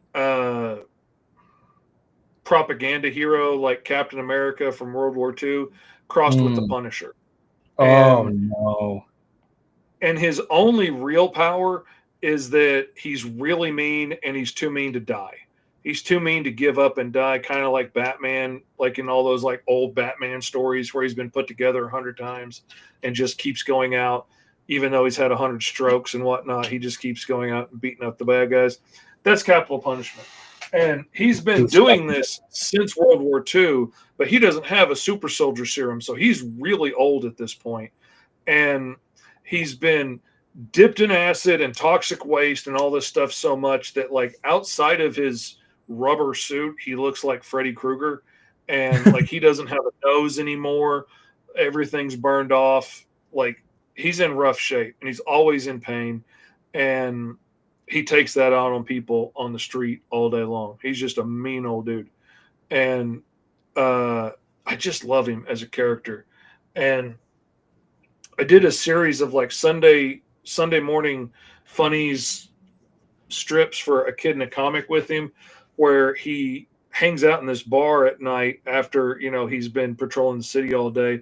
And because of all his PTSD, he tries to drink himself unconscious every night and would go on these rambling tales of the good old days. And there's two former henchmen that he used to beat up in his stories about the good old days that now risk their life every night for free as his, like, you know, his freebie bodyguards to protect him from, like, people that want to get his autograph and whatnot, and protect the rest of the bar from him when he drinks too much. And, like, why do they jump into his defense every night for no reason? Why do they take a beating every night when they've taken a beating for years from him?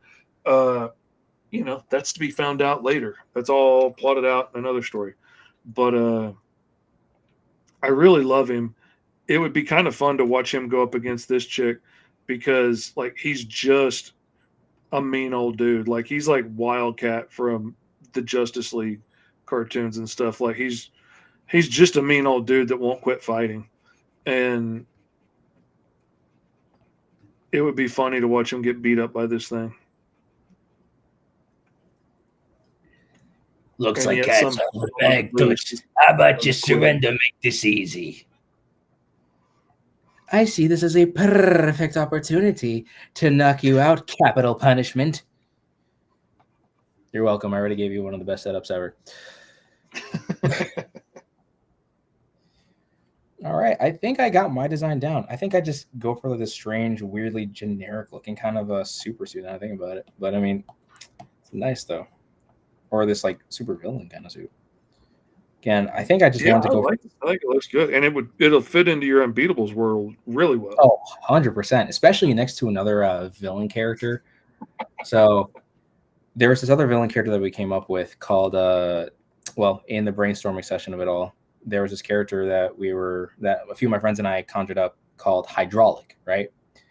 So if somehow my friend Legacy Loser ends up watching this, yes, I'll be talking about Hydraulic. So we were coming up with like obviously. So my friends are the kind to create like love interest for almost every character because they think, you know, hey, that's always interesting, because it is, in my opinion.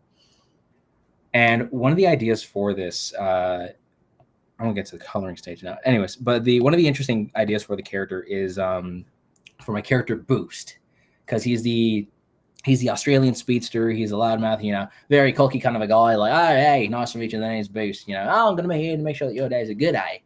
So he's very like loving, very, you know, very hyper energetic. So of course he ends up meeting this like one very calm and relaxed kind of receptionist who works for crime bosses like organization, kind of like, you know, this world's equivalent of LexCorp and whatnot.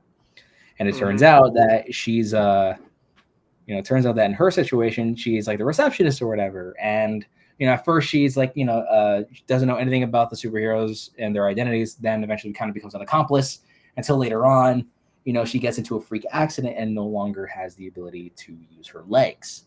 That's like, again, this is just ideas that we're kind of putting out there. And the idea from there is that, you know, in order for her to get her legs back, and also she was like an Italian immigrant, so she was trying to get her family like on some kind of visa. Crime Boss is like, okay, I'm gonna give you your ability to walk again, but I need you to take out the purple idiot like right now because he's always like interfering with my plans. And then she ends up getting like an inverted color of like Boost's suit, so like, you know, it ends up looking like the Mystery Machine colors, like orange, teal, and some greens. But the name was like hydraulic, like a super hydraulic type of you know, kind of a thing over there. Oh, okay. Yeah. So then for her, it looks more like a proper mechanized suit that can actually help her keep up with Boost's speed and whatnot. So that was the idea there. And should I? Okay, spiders aren't naturally blue and red, so cougars in this case don't really need to look like the color of a cougar now, do they? We'll figure that out. All right. Things you got to convince yourself when you're drawing and designing characters. Mm-hmm. See, I decided to go cougar color. I don't know why. I just decided to do that. And I'm kind of going off of a more tan-like color in my perspective here. I may still change it, but you know what? Let me just. Oh, sorry, I didn't even get to try off my side. I was too busy doing this. So here's what I got so far, full body at least. Kind of got some of the. Oh, I'm liking that. Yeah. Now I'm gonna see if I can adjust.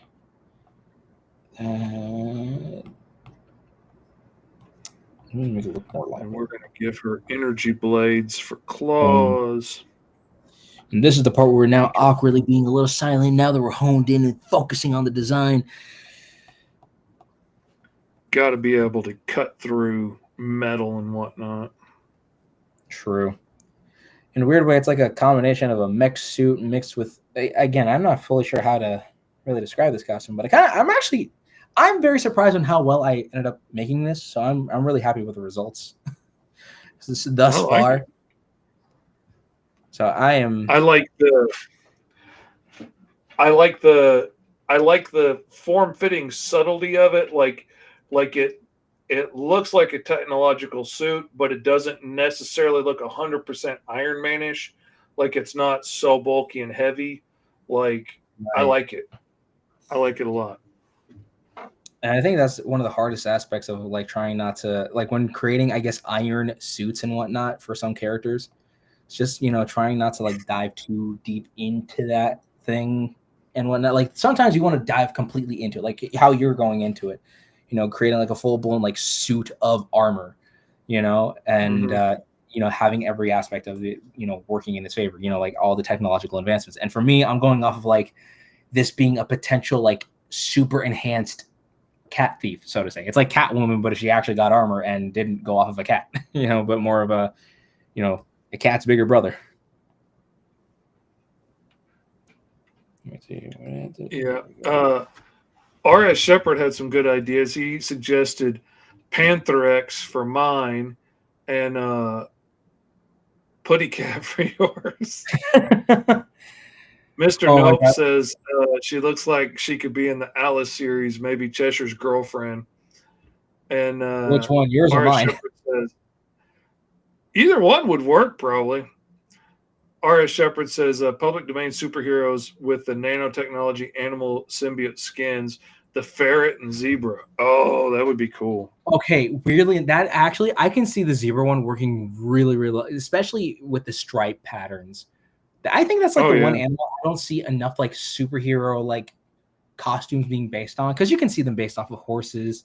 Like surprisingly enough, I have like a whole like weirdly enough, I have like a steampunk like pulp style universe, and in it I have like a speedster character called the Mustang, but I didn't really actually draw that out. It's more like it's still a concept. It's part of my like, you know, I had this one idea to do like a whole solo series, like where I'm like the only guy playing like all the characters, and I called it Mr. Midnight. And then he's like the Batman of this universe, and he has, you know, his friend the Solar Sentinel, who's like the Superman, and then he has the Mustang, who's the Flash, you know, and then like his Catwoman is known as the Gorgeous Ghost, you know, that kind of whole thing. Cool. Okay, I've got a Mr. Midnight too in a story that I love. I I kind of accidentally happened upon the story in my role-playing game, and just because I needed to throw some bad guys at the team, and it was I knew it was probably going to be my oldest son's. It could potentially be my oldest son's last game he ever played. So I wanted to make him like part of the central focus, just so it would be a fun last game if that was the last time we ever got to play. Because like you never know when it's going to be the last time you pick up your kids or whatever. You know, you don't think about the last time you got on the floor to wrestle. And so I was like, if this is potentially the last time, I wanted to make it a big one. And so I made him the center focus of it.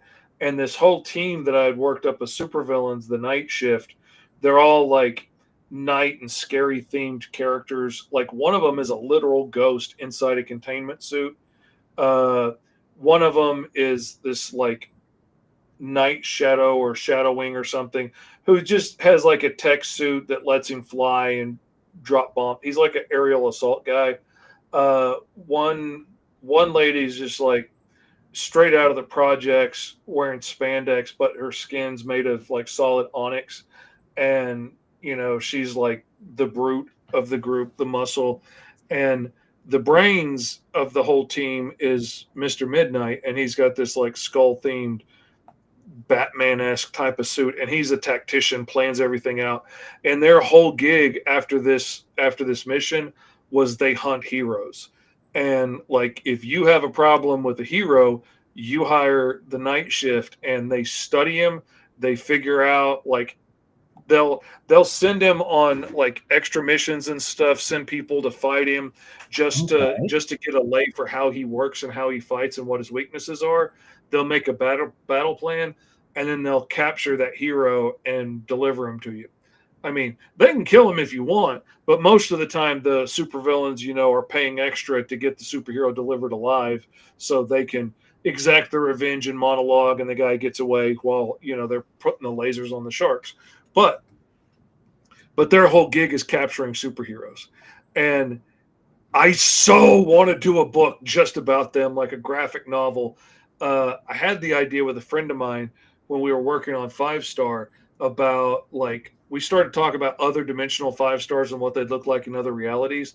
And then it hit me. What if the night shift just goes from dimension to dimension hunting the same hero, and they get better and better and better at hunting, say, Superman, the more Supermen they take out. And they know to go look in Smallville, and they know to, you know, probably look up the Kents. But if it's not the Kents, look to anybody who adopted a strange kid around that time. Look to any meteor storms. You know, maybe he landed in Russia this time, and we need to go look over there. But like after all this time, it gets really easy to start to take out this hero because you've taken him down like 3 or 4 times now. And I think that'd be such a fun idea. That does sound like a really interesting idea. I'm trying to play with these, like, I guess playing with like nude colors is really interesting just because it's just trying to figure out like how to make this work, you know? Mm-hmm. How to make it like have that Panther vibe without looking like a naked lady. Like, yeah, I mean, not just that, but also it's like the idea of creating, what's it called? Because again, like I don't have to keep the colors of an actual, you know, like animal, the cougar. Because again, not every panther is black, you know. So then there's, you know, because Black Panther is something that's entirely different. So I could place it on that. I could probably call her, you know, the a part of me was thinking like the blood cougar or something like that, or bloody cougar. Because I was thinking like the red over here would actually be like an interesting color palette. And but then her name doesn't even have to be cougar. Like it could be, you know, blood claw. Like, yeah, it could be. It's just that the powers are panther based. The name doesn't have to be. Oh wait, okay. I remember it could be, you know, Dark Terror or whatever. Like nothing says it has to be. She could be Lucille. So sometimes I really got to look at like, you know, DC heroes because their costumes never some heroes don't make sense at all. Like again, Green Lantern, it's an entire space cop situation that are based off lanterns, and the lanterns don't even look like proper lanterns. They look like something entirely different. And their whole things are like light constructs. Mm-hmm. But weirdly enough, I'm kind of digging this. Can't really get away from that. Can't get away from this. Maybe I should probably just give her bright red hair, like anime style. That's not it. Okay, wait. Kind of working in her favor, not gonna lie. It's kind of working in her favor, dude. Maybe just didn't make those fingers. There we go. Okay, I think we're getting somewhere. We're finally getting to a thing, a place. I like that. Yeah, I do too. I like it. And you know what? Just for kicks and giggles, I am going to just add some shading because why not? So we're going to go here. We're going to go multiply and then clipping mask. So then that way, nothing leaves. Perfect. Oh, that's the wrong color, Fishy. All right. So now I think this could be a really good time to like start thinking of their story, So far, we've just been designing. What's the reasoning as to why they look like the way that they're looking? You know what I mean? That's the thing. That's the part that's one of my favorite parts about it is coming up with the how and the why and the making it all make sense, even in comic book logic. That's the fun part for me. That's where, the rubber really hits the road. And I think that like once, whenever you're done designing your character, I think I wanted to do this. I mentioned it to you earlier where I want to do like a sit down, let's brainstorm real quick. Cause I feel like that'll also affect the way that we, designed the cover that these characters are going to be in, cause Oak Fang, I got to, while we were brainstorming, that was my favorite part about it. Like getting to actually talk about the story of the characters, why they're going on their adventures or why they're get ideas, bounce them off each other. Like that makes it fun. Yeah, and I wanted to do that. So, because then I don't want to rush into like having to draw a whole cover and then just being like, oh, well, I'm not really feeling it. But like, I actually want to get, the actual like story for the character behind it. So then like in a weird way, I have that like, okay, now I can see why someone like her would be intimidating, why she would be like this or why she acts like that. I mean, heck, just even talking about the idea that she once dated, a supervillain before or had a thing for a billionaire supervillain. That already kind of feels like it's part of like her whole gimmick. Maybe she actually finds all these, like billionaires and dates them and then steals from them and whatnot, helping her fund her, creation of this, suit. Maybe she's a tech billionaire herself, but can't really apprehend the finances to enhance her, more cat-like advanced. Oh my God. Just think of a supervillain genius, like a Riri Williams kind of super genius that could build this tech suit, but didn't have the finances. So she had to go out and start like, manipulating rich men and, coming onto them and stealing from them and stuff to try and fund this. Like to be so much smarter than everybody, but then have to drop down to, what she would look at as lowbrow techniques to get money, like would be such a funny juxtaposition. And like, you don't ask how I got the money to build the armor. It's none of your business how I got the money to build this armor. Like, oh, that could be such a interesting like sore spot for her. But you see, already, look at what we're conjuring up now. I mean, that was just based off of a little one-off joke, but now it's like a possibility. Also, what kind of superhero does our characters have beef with? Why are they having this argument? Why are they fighting them? What for? Because again, like I would have to figure out. Because for me, I would totally use this character for my Unbeatables universe and like in every way. So now the question is, why is she fighting a bunch of heroes in their 20s, kind of a thing? Is she said 20-year-old kind of hero? Because she could look like it. It's just maybe the suit's making her look a little different. Oh yeah, she could be young. I think it's kind of funnier if she's a little bit older, just because of the whole cougar power thing. But that's me. Let's see. Hold on. are you more or less done with your design? I want to get into the brainstorming once we kind of finish up our designs here. Yeah. Oh, I'm just reading some of the comments. Sorry. R.S. Shepard said ferret can be a bootleg Wolverine, and then said ferret, zebra, rabbit, snail, porcupine. Snails are interesting. Actually, I think the only thing I remember it's snail and like superhero related. Weird stretch because I was in this weird like rabbit hole, pun unintended, onto the comment. But I remember watching the Toxic Avenger, right? Not the newer, surprisingly, not the newer one, but the actual like movie, right? So apparently it was so popular that it eventually gained an actual TV show, like an actual cartoon show. Oh yeah, I remember the cartoon. So, and it reminded me because they had a character that was based off of a race car and a snail, and they call him S Car Go. Yeah. I mean, what's the world of comic books without puns? Oh God, I love a good pun.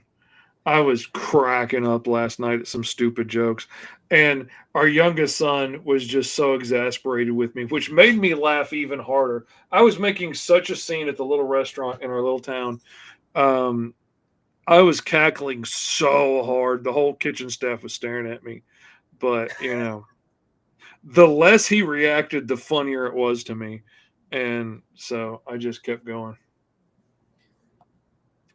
Let's see. Select color. Not an expert at shading, but I am liking the way this is kind of coming out. Also, if you ever want to advance your shading, never use a low opacity black. I end up watching in some videos. Always want to do a more like a purple or a blue kind of a color. Helps give more life. Oh man, yeah. Like there's so many little things, like using a grayed out blue or a purple or even a brown sometimes for shadows. Sometimes I will use the skin tone on a multiply layer for a shadow on the skin, and that works out really well. Like using yellows and stuff for highlights on a screen or an add glow layer instead of using white will dramatically take it up. Now, usually I used to use like a screen layer and a multiply layer all the time for my shadows. I've done it for so long now that now I tend to just move my slider a little more towards yellow or a little more towards red or blue and pick a little bit lighter color and just throw in a color rather than using those multiply layers like I used to. But occasionally, man, they just work so nice for throwing on a nice bright to lighten everything up from a sunbeam or something or shed. It's great it's great. I enjoy them. I just now like, wow, looking at this whole design right now, like I just had to take like 5 seconds to just take like a step back to kind of like look at this. And I'm just like, wow, it almost looks like a professional animated character concept, like a TV show. And again, that's not me trying to brag on my art because I'm as humble as I'm trying to be right now. But honestly, I'm kind of liking the way this is coming out. As hard as it is to be humble. I'm trying not to brag so much because again, it's like usually most artists tend to dog on themselves a lot about like I could fix this, I could fix that. I'm like, this is actually starting to come out pretty well. It is. Then we'll just kind of do that just again to add sense of depth and whatnot. I don't know. There we go. We love it. Here for it. Wow, this is actually very nice. Now, what would I call her? She doesn't have to be, completely based on like the name doesn't. That's another thing too. Something that I have to start learning when designing like other characters is that they don't always need to, be based off of like the supposed animal, because I guess like the way that American comics is always like fixated on, like the way that I fixate on it, American comics always try their best to keep on theme, but sometimes you don't always need to be like that, That's one of the things I really enjoyed about working in Green Zone was I usually went with more of like for characters, characters that were going to have a code name. it's often more like what would their street name be than what would a superhero or supervillain name for them be. And, what would the people in their block call them as opposed to, what kind of pretentious, name did they come up with for supervillainey? Well, I think I more or less got my design done. Yeah, I think I'm pretty much there too. I'm just because I want to get to the brainstorm and such. I want to think stuff now, make it feel a little more metal. Rock and roll, dude. Yeah. Sometimes I forget that I can't see myself here because I probably look crazy right now. Yeah, that's okay. You look crazy all the time to me. I like Scoob. I know I look insane, but I didn't know I was that crazy. Oh man, that was my favorite part of reading stories to the kids, was doing the voices, and I went ham when it came down to Scooby-Doo and Shaggy, like Zoink Scoob, and I enjoyed it so much. The kids would kind of have enough of it after a while. Like, can't we read another story? I was like, but come on, we got 3 more Scooby-Doo stories we could read. Well, should I do? No. Okay. I need to color that one. Maybe I'm trying to restrain myself. Like, should I add the eyes? Like, should I add stuff to the eyes? But I'm like, yeah, probably not, just to keep the level of anonymity to the villainess. Yeah, I figured once I gave her a mutant cat face, anonymity was pretty much a thing of the past for her. I can totally see this kind of character. Once I covered her face with fur, it was pretty much done with. Trying to hide in public. It's like, no, I'm just going to be chaos incarnate. Fear me, heroes, for it is I, the perfect villain for today.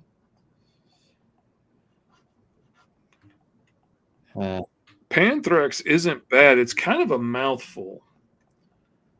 It's not bad, though. I think it also depends on like how the character is like, I guess, presented to an extent. Like, do they have to? And like, you have to think about also the fact that most of the time people are going to be reading the name.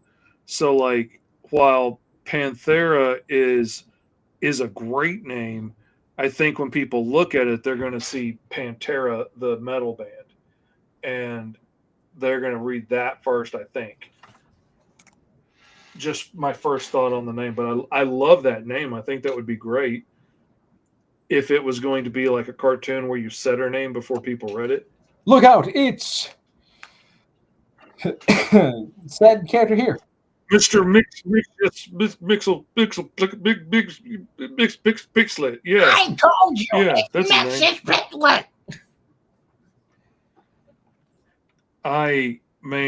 I'm only now finding out how badly I have been mispronouncing some artist's name my entire life, because like I only ever saw it written down. So I didn't realize I was butchering their name so bad. Oh yeah, that's how it is sometimes.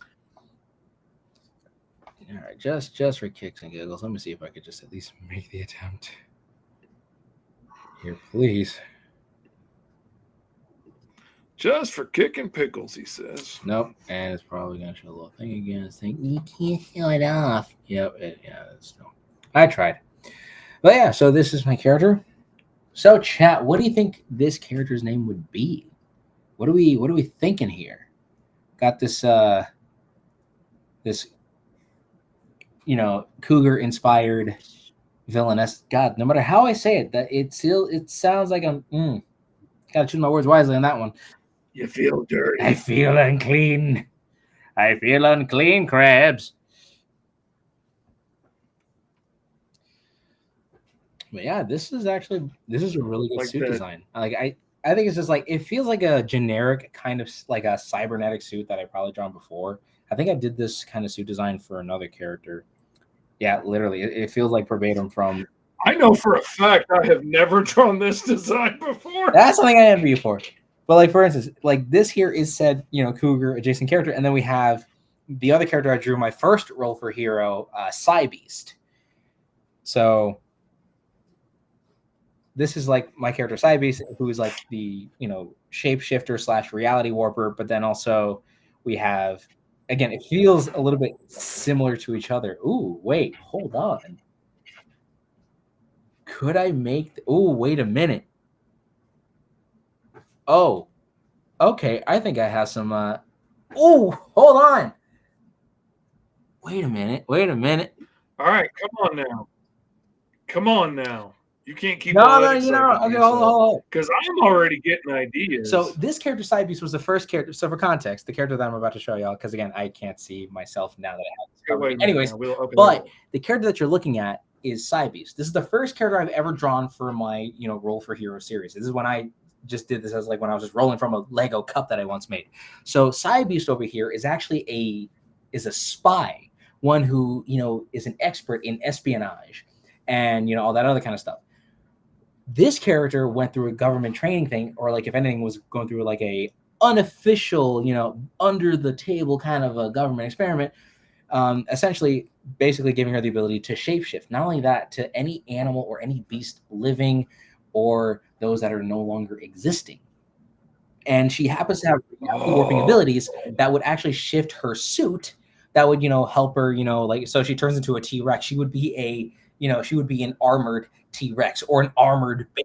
Not a T-Rex that ripped through an armored suit, but be a T-Rex in an armored suit. Exactly. Yeah. Or be a muskrat in an armored suit. Or exactly. Whatever. So no matter what, she'll warp enough reality to not like cause chaos, but just enough where she'll just warp the reality of the suit itself. So she's always covered. Now, what if one of her like casual enemies, if you will, happened to be this, cougar thief or something of that nature, whose whole gimmick is that she's always going to these rich billionaire men, dating them, being in a relationship, so to say, primarily just to, take the money and kind of fund more of her burglary related things. At first, she probably needed it out of desperation.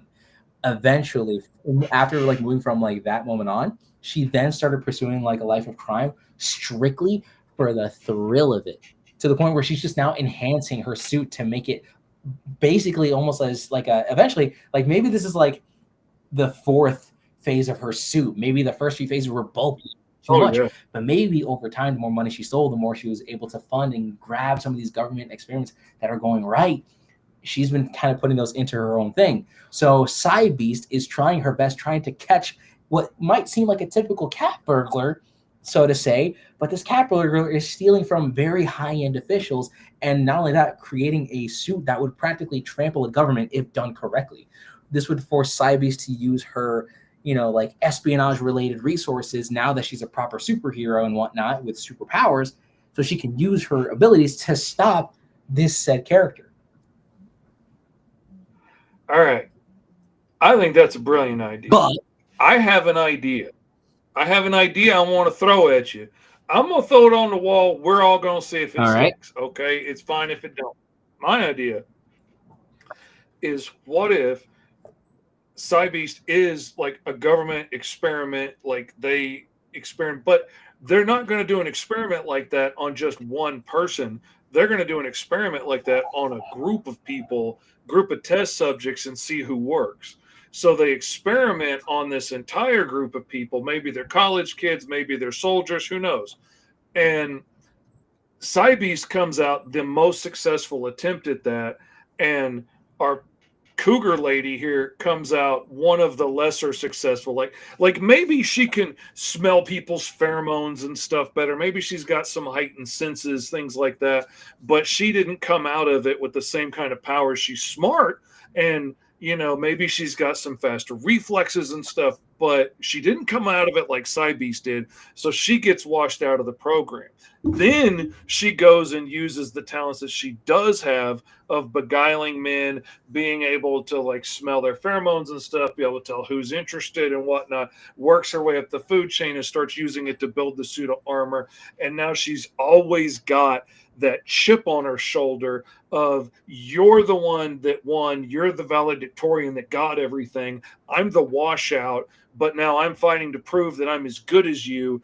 And like there's this whole rivalry going now, and maybe Cybeast doesn't even realize that this cat burglar has such a beef with her personally because of getting washed out of the test.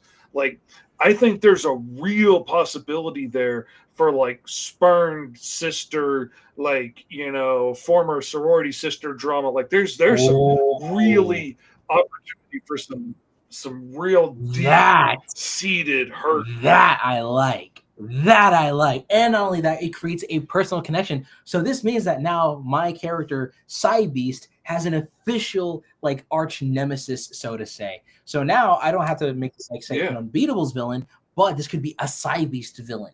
So that would already just adds so much like depth to her character. And it would be even funnier, like if the Cougar woman like I am Cybeast's arch nemesis, and Cybeast is like, well, I mean, yeah, we scuffle from time to time, but like doesn't even really realize because of the mask and everything that this is the same chick that was in the experiments and stuff. Like it could be so one-sided until she finds out, and then like the hurt and stuff of like, oh my God, I could have helped you if you would have just said something and all that, like, you know. Oh man, that's juicy, dude. There's so much juicy storytelling. I can totally. A part of me wants to create like, I can't tell because now a part of me wants to draw like two different covers. I want to draw like the Cybeast cover where it's her and, you know, this. We got to come up with a name for this character, you know, because can't just keep calling her the Cougar later. The Cougar later. All right. I am the Cougar-ator. I am the Cougar later.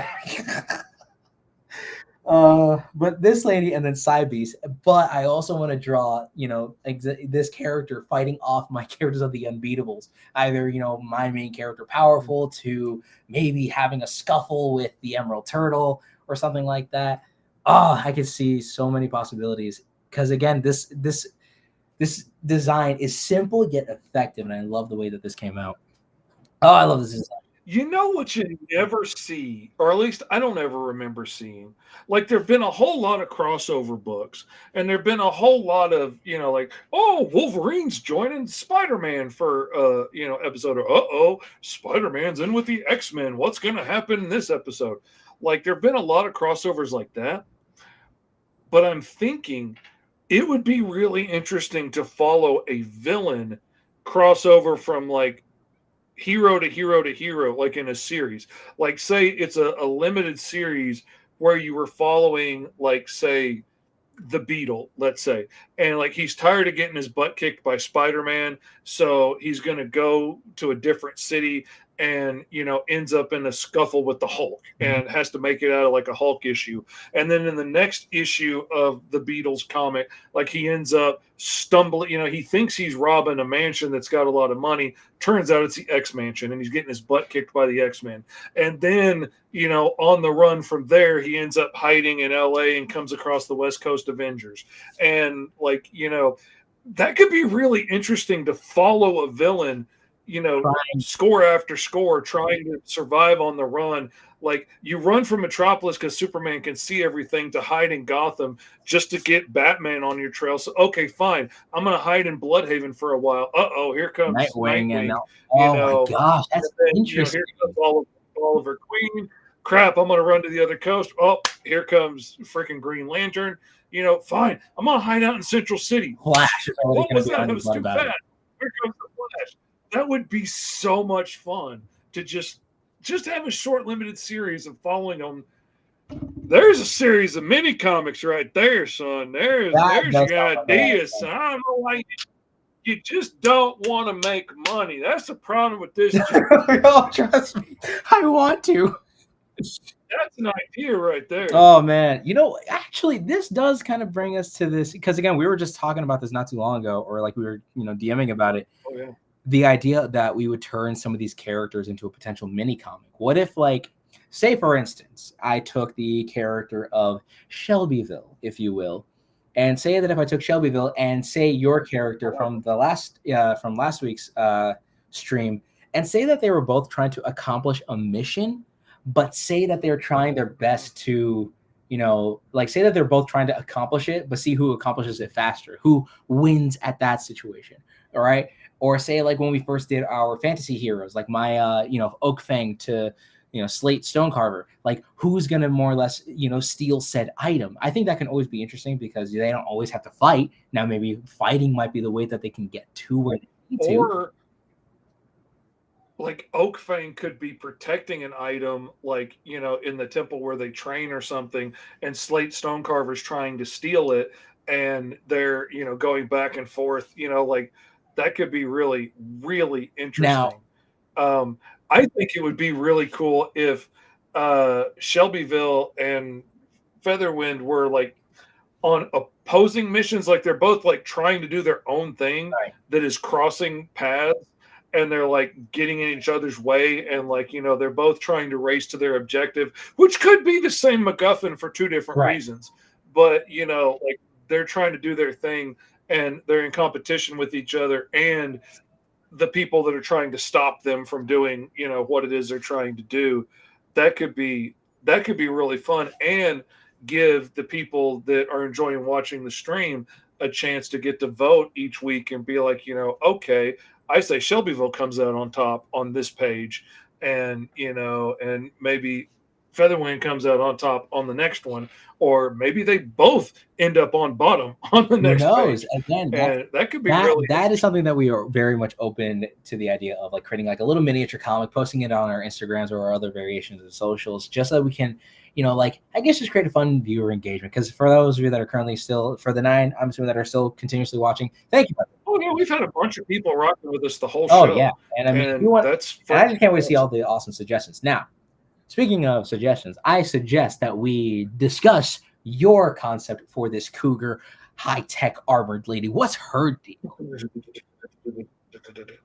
I'm gonna see if I can make this a little bit bigger so we can see. I'm also gonna turn off my side just so I can not have the screen be showing up right now. Yeah, that's fine. That's fine.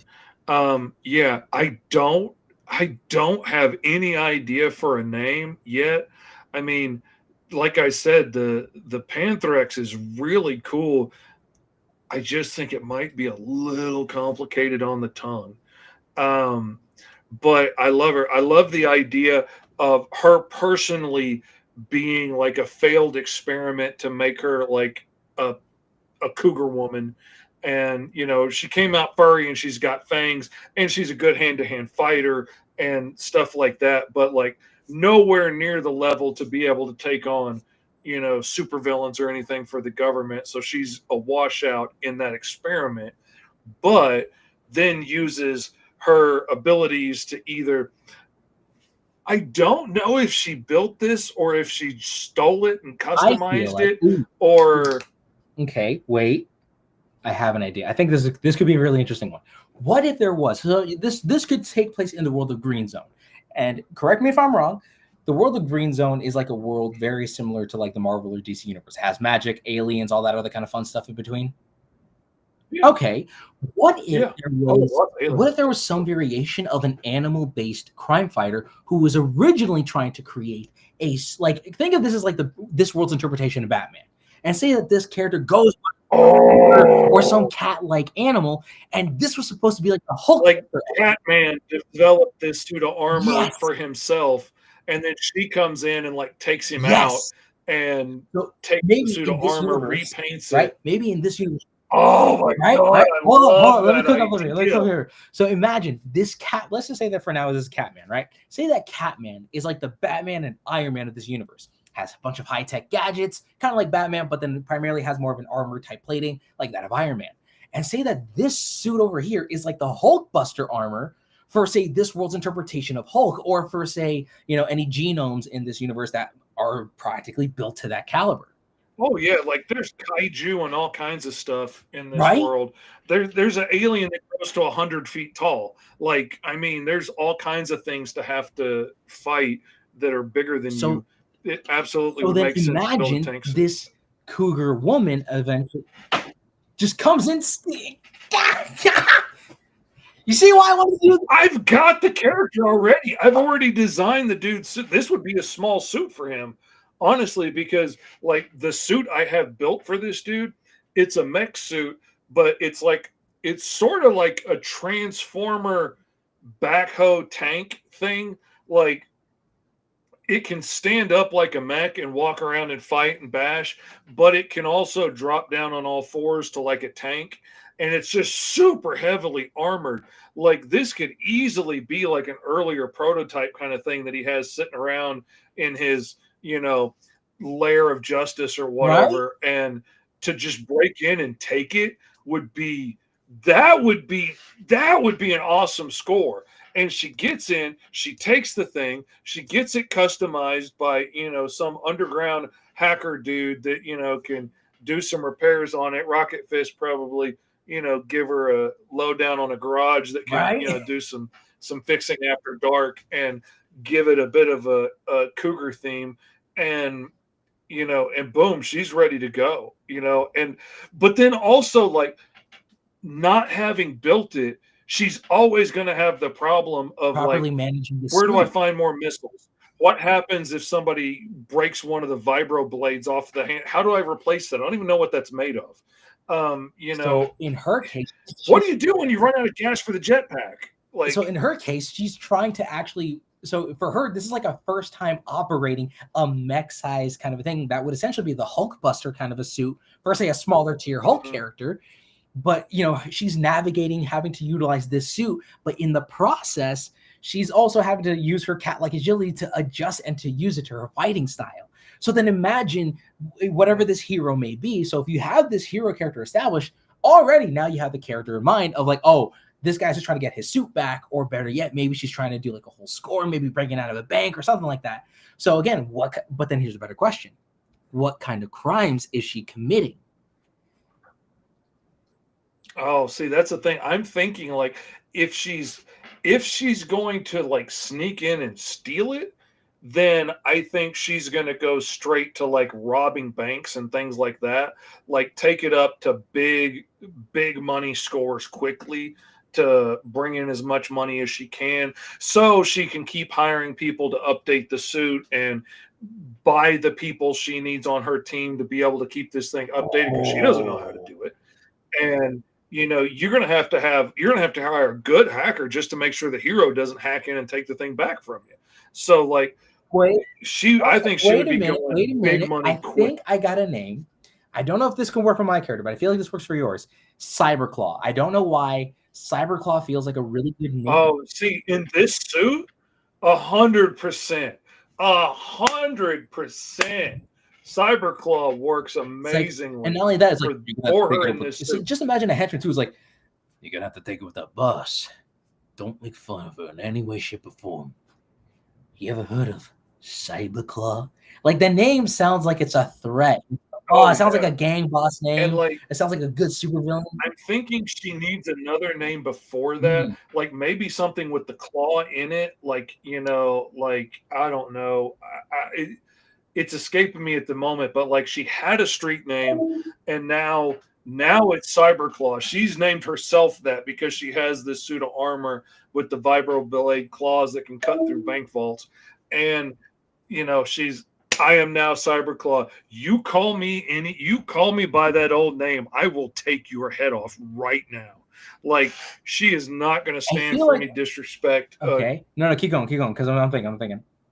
Oh yeah, I see her with a chip on her shoulder, and anybody that's like, oh yeah, if you came out that suit, and just like boom, boom, boom, like not going to take any guff from anybody, because especially the dude villains are going to be like, yeah, you wouldn't be anything if you hadn't stole that suit. Like they would constantly be demeaning. And then not only that, but occasionally maybe she jumps out of that suit and claws your throat, but most of the time I think she'd just be like, boom, you know, and just but she needs them like up. some street cred of some kind, because I feel like she would start off as a street tier villain, or maybe like one of those people that are just trying to get by but unintentionally get themselves into a life of crime kind of a thing, and then that's just now the circumstance she's a part of. Or like, you know, she's been trying to steal for a long time and keep her head down because she doesn't want to get into superhero fights because, you know, while she could take out a cop or a security guard, you know, any superpowered character is probably going to, you know, dust her clock. So, you know, she tries to be slick, tries to be Catwoman and get in and out before they know what's going on until she gets this score. And now she can just walk right up and be what she's all, you know, say and do what she's always wanted to say and do to these bigger villains and stuff that have always been, you know, like, sit down, little lady, you know, and now she can stand up and take that power back and be like, you know, call me little again. And Okay. I'm what if loving her her street name was once Little Score? Like Little Score, like her little scores and whatnot is like, call me by that name again, and like actually using the intimidation factor and whatnot or something like that. I don't know, because a score, when you kept saying the word score, I'm like, oh, like, yeah, that feels like it kind of feels like it feels a little bit more appropriate to that. She's a thief. She's trying to catch the big score, but she's always catching smaller ones in the process. Maybe her street name is like, oh yeah, Little Score over there. I feel like that's also a taunting kind of name at first. Oh man. Oh, there's something. Oh, there's something that she went after one time. Like, oh, I'm envisioning like a really stupid name, like Pampers or something, and like, you know, she thought she was robbing an armored truck one time, and it was a diaper truck, and you know it was dark and she couldn't tell, and so everybody's like, oh yeah, Pampers over there, and like it's something along that line. Wait. Of I like, like that. I feel like really she's the kind of character that has a few names. Little Score might be the first one. Pampers would also then derive from Panther. So people's like, oh yeah, the Pampers over there. And then she gets annoyed by that, especially Pampers.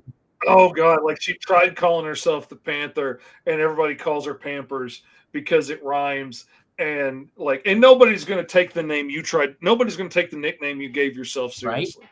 Right? And so everybody's like, oh god, that would suck. And now I probably can't even use that name because I'll probably get sued. True. But God, there's got to be something. But I like the idea where it was going. Plus, but eventually the transition from, say, like that small street tier character title to eventually given, you know, cyber claws, like. And then you know, once she has the power behind it, you realize like she's actually a pretty good leader, and you know, actually like plans pretty smart crimes, and like, you know, she wasn't to be laughed at. She just didn't have the sheer muscle that most of them needed to go up against people that can punch through walls.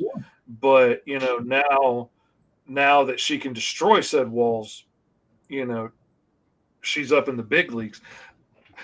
I'm absolutely using this character. I had no intention when I made a giant cat face on the front of it. I was like, this is fun. I'm probably never going to really use it. I am absolutely 100%. But again, this is the joy of Roll for Hero. Again, the dice dictated what kind of cracked out crazy concept. It's so weird. It's so weird. Let alone, how are we supposed to suspect that out of all things you were going to roll up a cougar of all like animals to roll up? For all we know, we could have rolled up a what was it called? What was it? A fire? Not fire. What was it? I remember there was this one thing. Could have got. Oh wait, I think I'm having. Could have got a cockroach. Could have got. No, it was anything. A kingfisher, right? That's not even a fish. It was an actual. It's a bird. I didn't realize that. But it's like we could have rolled that up. We could have done, you know, a kimono dragon. We could have done a lemur, a lion, you know, a lobster. Imagine if we did a lobster. Oh my god! Could you imagine trying to make a sexy chick out of a Komodo dragon, and like this big mouth with the drooling like toxic slobber and stuff, And oh my god, that would be so good. Plus, here's a few other ones that are here: seahorses, scorpions, salamanders, ravens. We have a ram, raccoon, a prairie dog, a squid, an ox. Abdallah says that they really love your videos, especially the Comic Monday and the Public Domain series. Gosh, which are great series. I thoroughly enjoy those. I look forward to them. The Public Domain series I have a blast with. I have not touched. Oh my god, I wish I could go back to those again. Mini Comic Mondays. Those were so much fun. Those were a lot of fun. The fact that I see them coming back in the near future. I see them making a comeback in a form because we need to start. Yeah, no, especially this is the one that really kind of kickstarted everything because there was a particular commenter who ended up commenting on one of the first videos. I was like, oh, you can just make exactly. This is made of a single piece of paper, mind you. This is a singular piece of paper that I just cut in the right directions, and it's 14 pages of a whole comic book in here. You know how crazy that is? This thing fits. Where's my wallet? It literally fits in the confines of my wallet. That is how big this thing is. Like, see, I like to do mine, but it's also a generational thing. I do mine more square, but this was the size of the He-Man mini comics. And that just has a special place in my heart.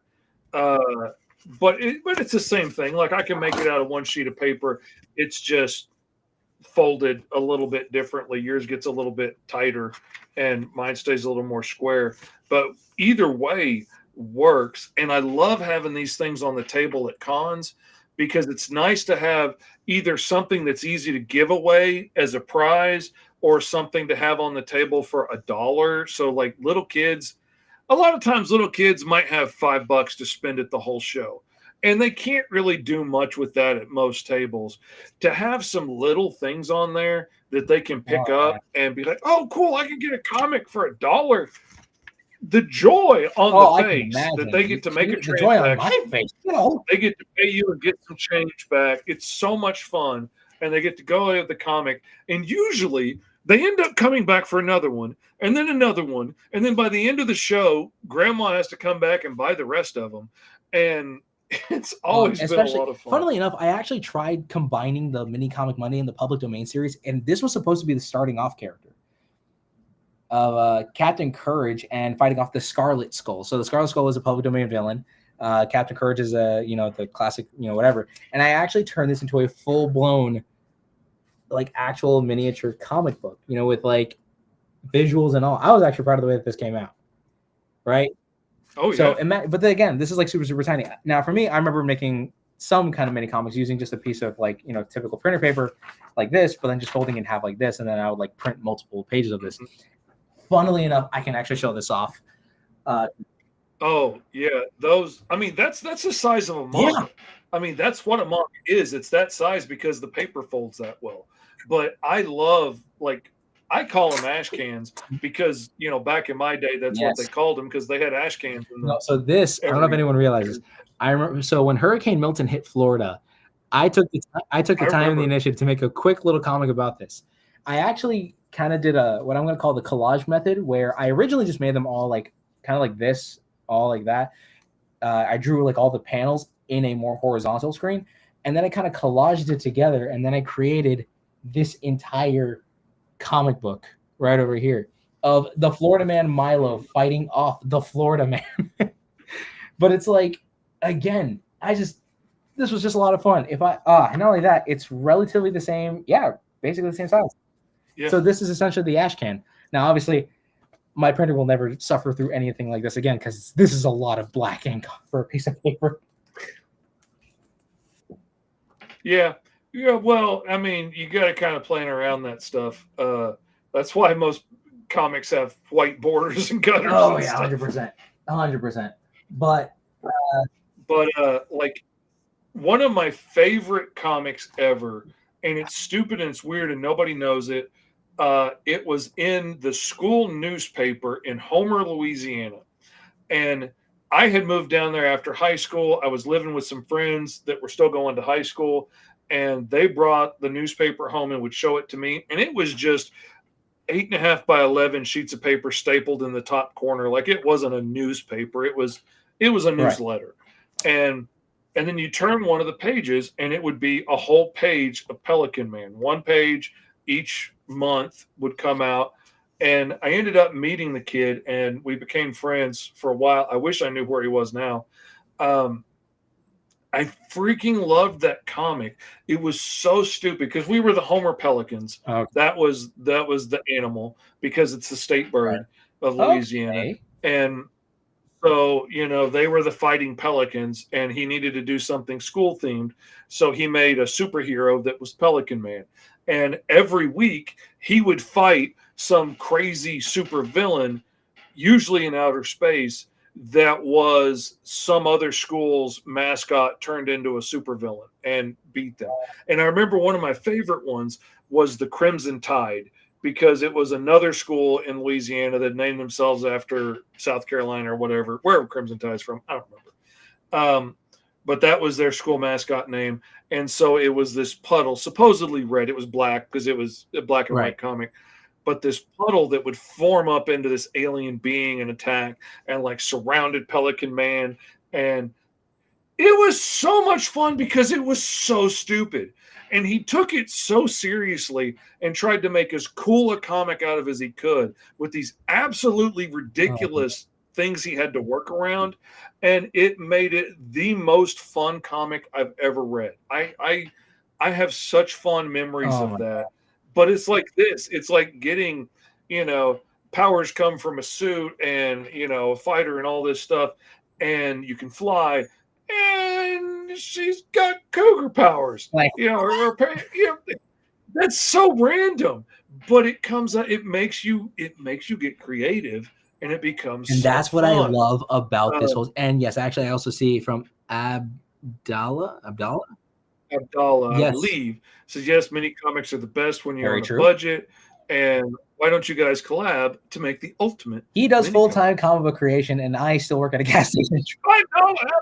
I think you're right onto an idea there. Listen, I'm not against that notion. I am never against it. Here's the thing. He makes comics full-time. I work at a gas station, and I have a fiance and a wedding to plan for, so most of my mind is going, woo! But listen, I am always down for that collab, especially, honestly, you know what I would love to do one day, to see where this even goes. So obviously next week we're going to try something a little different for our next segment for Roll for Hero, because we did a supervillain today. So obviously, actually real quick, I'm just going to send this over to you, and whatnot, just so that you can kind of show it off, just so I don't get to the crazy technicalities of it. All right, boom, boom, boom, boom. There we go. There. So I have it sent to your Discord, so you can just kind of show it off over there. But all to say, though, pull it up. Today we were just creating, a super villain, because I thought, honestly, we were gonna probably do another superhero, and probably want to change it up a little bit, so we're not always drawing superheroes all the time. So we did, so far as of these live sessions, we did two superheroes, and now we have created our first official super villain. Now I don't know if we should probably do another super villain for next time. Maybe we can probably dive into that. But I was considering maybe we should try diving into creating monsters. So I'm going to create a whole list of features and whatnot to create potential kaiju, or just maybe something smaller or something like that. Maybe a monster that the heroes or maybe some villains would have to fight off, or maybe that could be used to commit a crime or to prevent a crime. Who knows? Trust me, I would love to do a mini comic. Honestly, the idea of creating a monster and then having the heroes and villains fight them off, there's something there. But again, that's what I love about it. So of course, here we have, I'm still trying to figure out the name for this character, because Cyberclaw was definitely better for yours. I mean, Red Claw or something would be cool. I love the red hair. I almost really want to go with that, or Fireclaw or something. I don't know. And she's got the paw and the claws on the chest piece. So Bloodpaw? Bloodpaw could be it. R.S. Shepard says King Crab. I don't know if that's for the monster or the name. It's kind of funny either way. That would be terrifying for a monster. Red Paw. Oh, Red Paw is a good idea. That's pretty easy. doing sidekicks. Oh, that's a good idea there. Now, here's the thing, though, because I feel like in order to do a side, like again, it's kind of like a Batman Robin situation. Robin derives from the fact that Batman exists, right? So this would mean that we would have to create maybe another superhero, and then eventually we would have to then create that said sidekick. Like for now, we have created a few characters, but some of them don't fully look like a full-blown, like quote unquote superhero. Again, we ended up creating a fantasy, thief and a barbaric, tribal man. Then we ended up drawing a steampunk alien that goes to Earth. And now we just created a proper supervillain, that happens to have more of a sci-fi kind of an edge to it. So I don't think we've drawn a proper full-blown, superhero per se. We would have to draw the proper superhero. Then we would have to create like a whole segment dedicated to the sidekicks to correlate with that. Another thing, you don't have to, because the best example of this is the weirdest example, was from Ezra, who created the New Luminaries, and he had this character themed after a snake, right? Because I remember drawing a few of his characters.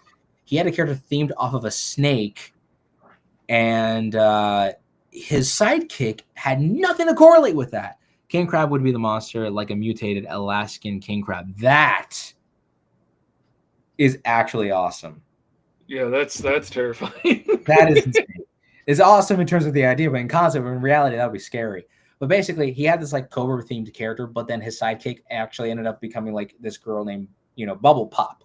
Had nothing to do with that. So, maybe I could be very wrong. Maybe we can just design like a character of some kind, but we would have to almost like not downgrade them, but kind of downgrade the idea of their costumes so they don't flash out as much as, say, said major superhero kind of a thing. That's just my opinion that nobody asked for. And I've said before, I think it would be really fun on an episode to like roll up a character and like you design a superhero based off of that, and I design the supervillain and vice versa. And like, maybe they have the like opposite powers of that. Maybe I just get to go free and make up a supervillain that would be the antithesis to what your character is. Like Lex Luthor is the antithesis of Superman. Like he's just a guy, and Superman is all of the powers wrapped up in a red and blue suit. And I think stuff like that would be fun. Or like we roll up a set of powers, and then one of us designs a hero and the other one designs a sidekick to go with it. And maybe he's similar in a lot of ways. Maybe he's completely different. Maybe he gets his own random set of powers, and we figure it in like Bubble Pop. Actually, this is where I think it could be very interesting. What if it was like what if you rolled, like maybe one time we can do like, say, like we did a villain for now. What if the next one we did the monster? Maybe after that we can do villain, second in command villain, or like a villain and the henchman. And then maybe after that we do like maybe like say, like you roll the villain, I'll roll the henchman, and then maybe next time like, I'll roll the main hero, you do the sidekick. So then that way we create those situations. So then that way we're drawing two completely separate things, but that are supposed to weirdly work together. And then you can do your cover art. I could do my cover art. Oh, that would be so much fun. Like, I love the henchman idea. I love the idea of henchmen, period. I think there's so much room in there for really cool henchman stories because like when Mr. Freeze goes to jail, like you're out of a job now and you've got these rocket-powered ice skates and this freeze gun and all this Arctic gear that you're not going to use now. You're going to be selling that stuff on the black market to make rent, and then you're going to be out looking for another job, and now you're having to wear these two-sided suits with Two-Face, and you're matched up with some dude that kind of sort of looks like you, but not really, and and you're having to try and talk in unison with this jackanape over here, like. And then all of a sudden, Two-Face gets beat up, and now it's like, well, at least I got a tuxedo. Either I can wait tables or I can go to work with the Penguin for a while. He's always hired. And, Oh, wait a minute, because that weirdly reminds me of some villain concepts I came up with. So some of the villains that I have for the Unbeatables, they're more like, I have like a gang arc. Midnight, interesting. A blind janitor in a vigilante suit with the power of intangibility. We can call him the Ghost Cleaner or the Phantom Janitor. This is the best idea ever. Oh yeah, I'm loving these ideas for sure. I mean, for me personally, I like so when making my comic book, I had like a bunch of street tier gangs and whatnot. One of them was so dumb because a mini comic follows a Teamster style union of henchmen. See, I've already started doing that in the side stories in Green Zone. Like in the background, I've been laying a little bit of the groundwork for that. And like, you know, and the henchmen, like this supervillain comes in the bar at one point, and the henchmen like stand up to this dude who could just obliterate them in a second. You know, I mean, he's like Dr. Manhattan mixed with Lex Luthor, essentially. Oh, and he's standing up to them, and these two henchmen are like, all right. And they stand up and they're like, look, dude, this ain't the time to come in for a fight. And he's like, no, I'm just here for a beer. And they get to talking, and like, you know, man, people have lost all respect for the game. Like, you know, there used to be respect in this. You know, you don't just go telling everybody somebody's secret identity and blah, blah, blah. Like, you got to take care of your henchmen. They're the linchpin of the whole thing. If you're not providing dental, like, what are you doing? You know, you're not going to. These guys get their teeth kicked in all the time. You got to provide dental. Like you see in the storyline, one of the guys, Spud, has a glass eye that he has to put in the beginning of one of the stories. The other dude has these like giant cauliflower ears, and you find out in the flashbacks, Capital Punishment did that to both of them. Like, you know, Joe's wife left because like she couldn't take him just constantly getting beat up by Capital Punishment, nearly killed. His ears are giant cauliflowers, and she's like, if you're not going to leave him, then I'm leaving you, and left. And Spud absolutely lost his eye at Capital Punishment, you know, as a henchman, and now guards him every day. But the idea of the Teamsters Union, and like, you know, hey, yo, you're not coming into these streets going to be trying to be a big supervillain unless you're providing dental, unless you're giving my guys at least 40 hours work a week. I'm not talking, you know, just standing around getting punched by some, you know, you got to pay good money here. We've got rates that we got to pay. We've got insurance. You got to be licensed. Right? If you're not licensed, you're not having one of my guys out here connecting power. There's like a dark organization licensing program for villainies and like world larceny or whatever. And it's like, oh yeah, they got to come by and check and make sure everything's up to code. It's like, oh yeah, welcome to the Goonion. You know, you're gonna be oh yeah, so you see, turns out Blood Skull is actually gonna need a few guys over there. He's actually pretty solid once you get to know the guy. I mean, just don't look at his face, don't comment on his face, or else he's gonna make your face his face. It's a messy situation. I had the unfortunate sight of seeing that. Oh, Cyberclaw. Okay, don't make fun of her previous names beforehand. Other than that, you should be a-okay. Just forget any of that ever happened, okay? You're working for Cyberclaw now. All of that's in the past. It's the easiest way to do it, the least problems. Plus, if you're good at mechanics, she'll practically give you the best job there is. She's paying top dollar. She ain't using that cybernetic suit for nothing now. Could you imagine the interview process? Like, you know, okay, let's see, weird question, I know. Do you happen to have any problem with working for Schmatzy? You're Jewish. Okay, Red Skull, off the list. How do you do with the cold? Okay, you get frostbite. Not so good. Okay, Mr. Freeze, he's out. Yes, Snuggle. All right, let's see. How do you feel about the sewers? Okay, no sewers. Killer Croc. Okay, those are the top 3 dudes hiring right now. How do you feel about making jokes? Are you good at telling jokes, or are you bad at them? I actually don't answer that question. How are you laughing at jokes? Because that's really more important. Don't tell them. But if you're good at laughing, oh, I got a guy for you. It's like, I got a guy for you. If you laugh, you die. If you don't laugh, you still die. I mean, either way, still a death wish if you got nothing else going on in your life. Anyways, what's it called? So then the average Joe unions.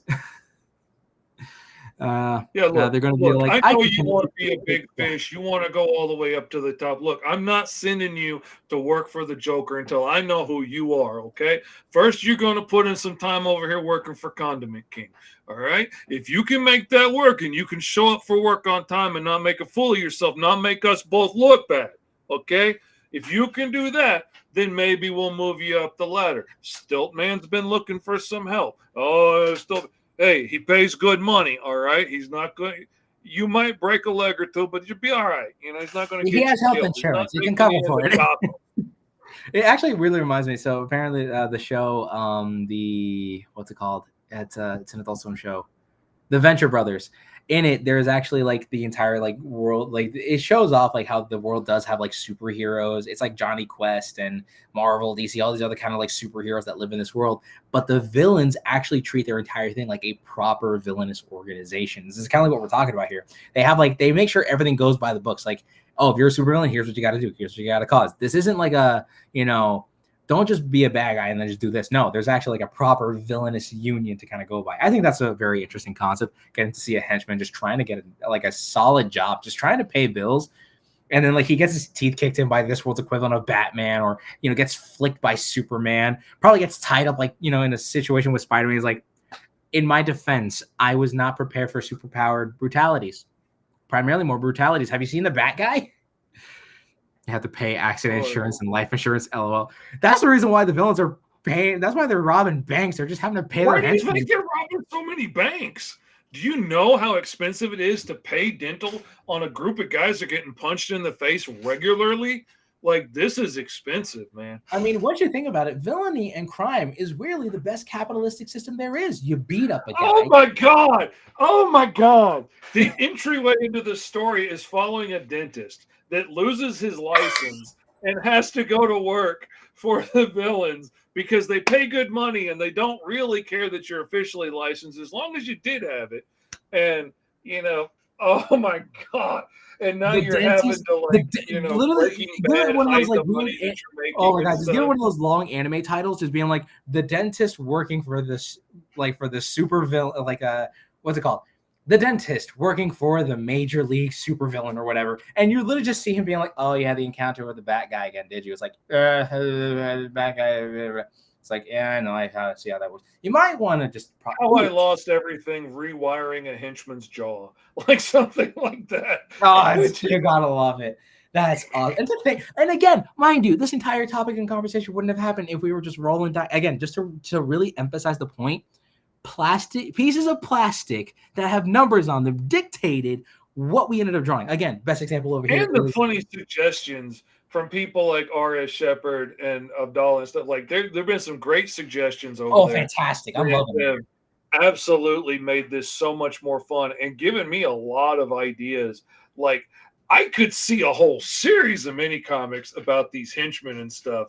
And like, trying to get in the Union.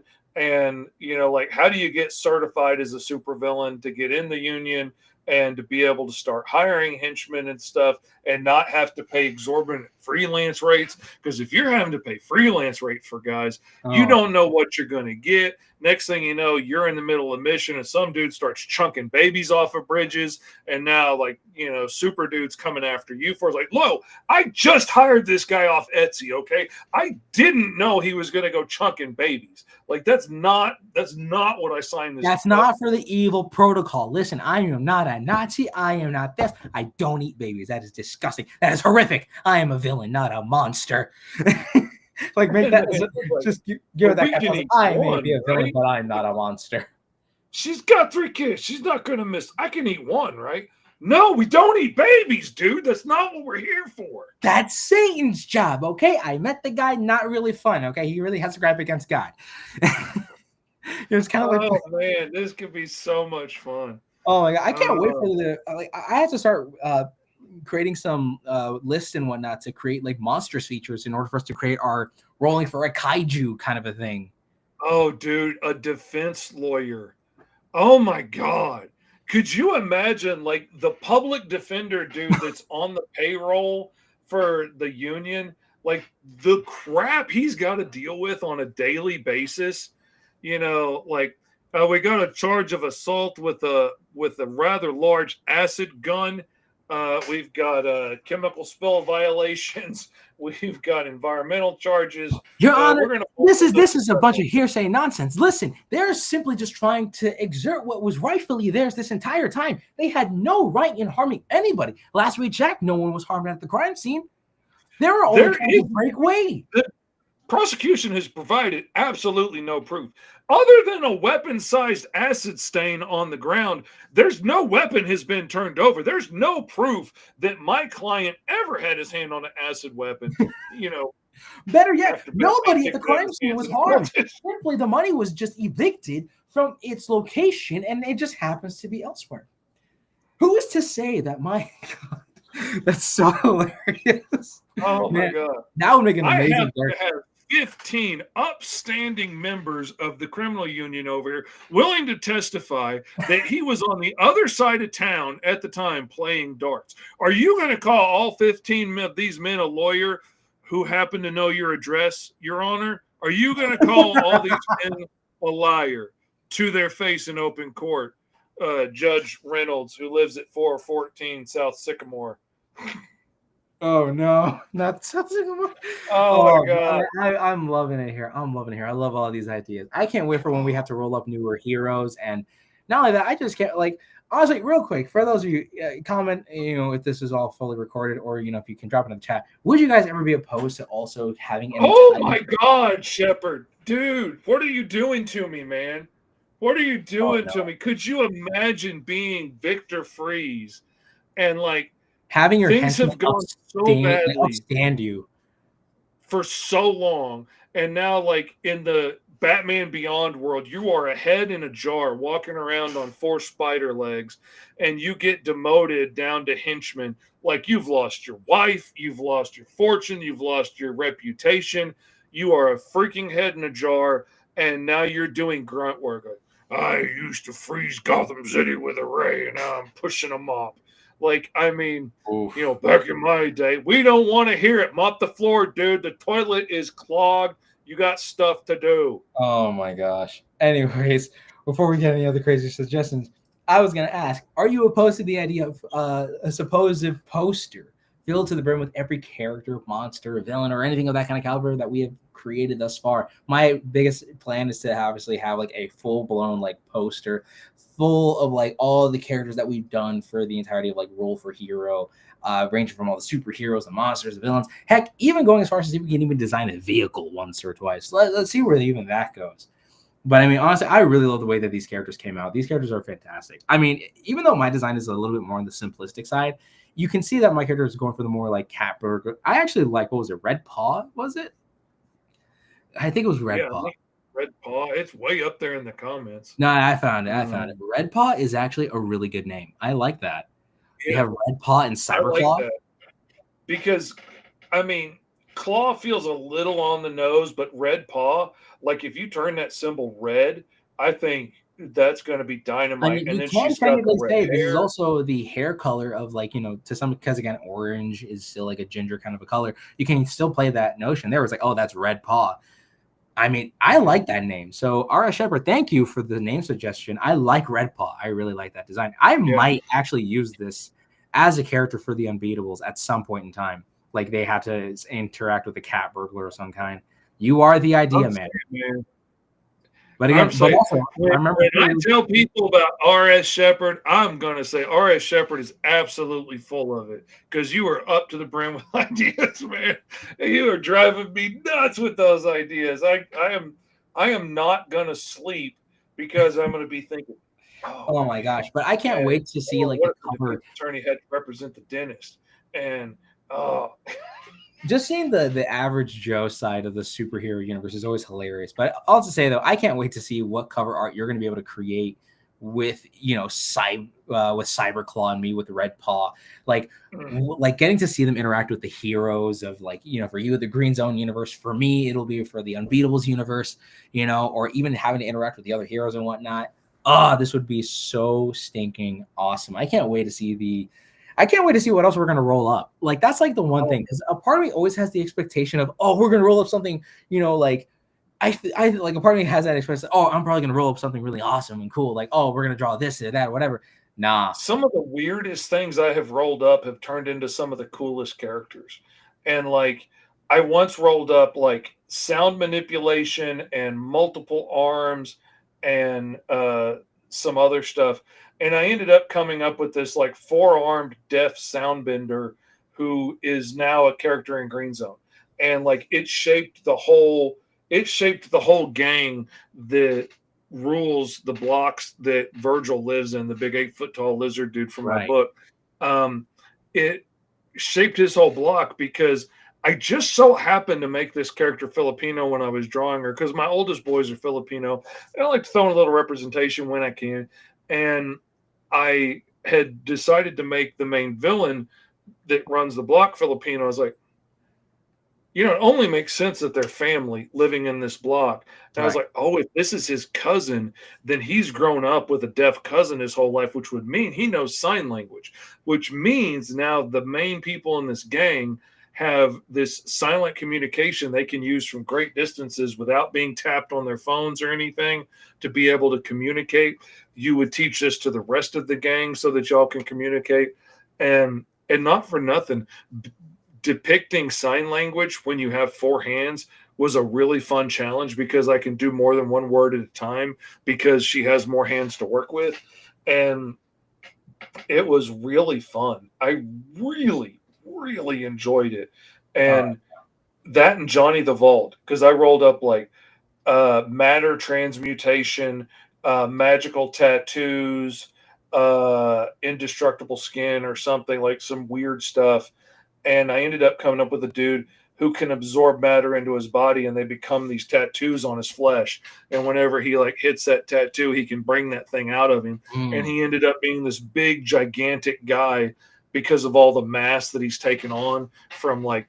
But when you have Johnny the Vault on your team, you can walk into a bank vault and have him absorb all the money and gold or whatever, and then stomp out. And, you know, nobody has to lug anything. He has to carry a few extra tons, but he can do it. And, you know, but at the same time, that causes a problem because, like, you know, you can't just send him on any mission because this building can't necessarily support him walking in it. I could dump a couple tons of weight, boss, but if I do that right here, like, people are going to grab that money when we go upstairs. Like, I don't know what to tell you, boss. This is a pre-war building. It's not built up to code. It can't handle my weight. You know, I'm not trying to be disrespectful. I can't go up there, boss. Man, I just can't wait to see what you're going to design cover-wise for Cyberclaw. This is going to be awesome. This is going to be great. I love these Roll for Hero segments. They're a ton of fun. Absolutely, we need to. Oh, yeah, you guys should totally. You are definitely bad for his mental health. The man is already having to, you know, do a lot of more on his plate. But, man, I don't know how else to kind of keep explaining. I just really like this. I might want to continue the idea of the mini comic thing at some point in time. Like, I feel like it is going to come back eventually. I did start the channel off doing mini comics, but, you know, and I would want to probably do more like the public domain stuff at some point. I'm even considering like doing a webtoons concept where, like, depending on which, you know, public domain character has the most amount of times. Hold on. Tone of the supervillain henchman story should be from like the perspective of almost a Seinfeld style TV, like a sitcom. I love that. What's the deal with all these heroes punching you in the face? I got a perfectly good abdomen. I got a gut right here. Why do you gotta go for the teeth every time?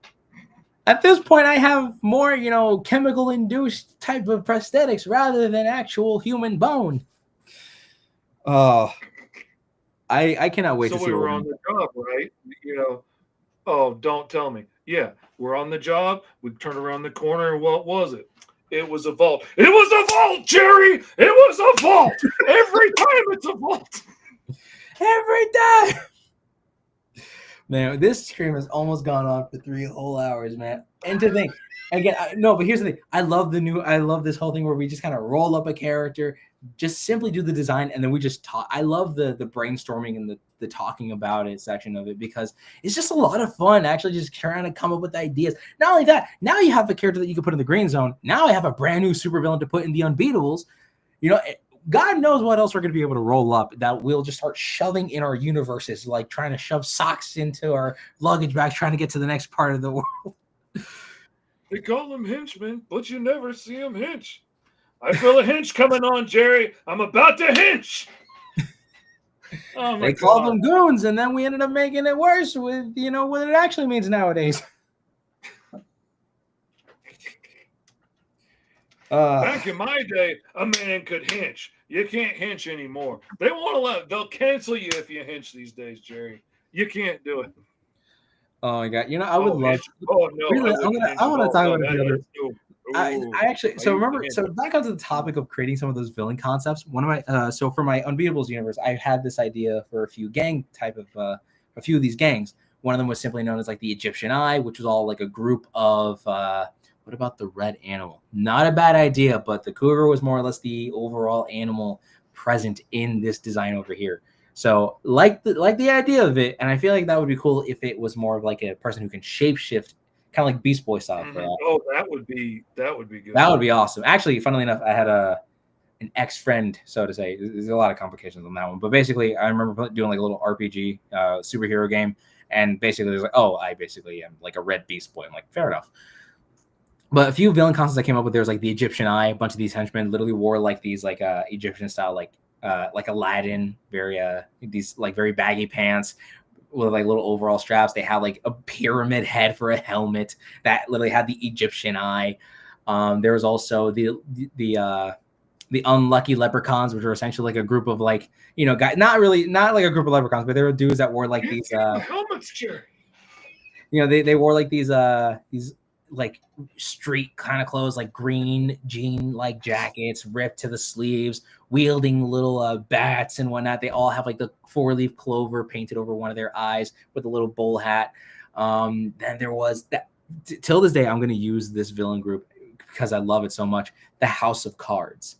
I know there's the Royal Flush Gang, but I call them the House of Cards, and it's actually a whole like villain crime organization where there's obviously like the king, the queen, the jack, and then there's the Joker of it. But then also there's actually, but the thing is, their higher ups are actually the faces of the cards. So you have spade, diamond, clubs, and heart, right? Like those are all like the official head honcho, like group of assassins and whatnot. Hey, Deuce, the toilet's clogged again. Get in here. You low man on the totem pole. It's your job, Deuce. Come on, get in. And then what else was there? There's another group of villains I once made. Called them the Night Gliders. They were a bunch of like kind of like Green Goblin. Imagine instead of a biker gang, they're just a bunch of guys that have gliders like Green Goblin, and they just roam all around, like gliding through the night sky. And there was one other one there. I remember it. Hold on. So we had that. Dang it. Candyman and his, not the horror movie. I actually made a villain called Candyman, and his villains, his little henchmen, if you will, are actual like living pieces of candy that he concocted himself. He's like an evil Willy Wonka. So they're not little Oompa Loompas. They're just actual like, little pieces of candy that managed to come to life. And they were like, probably this big or whatever.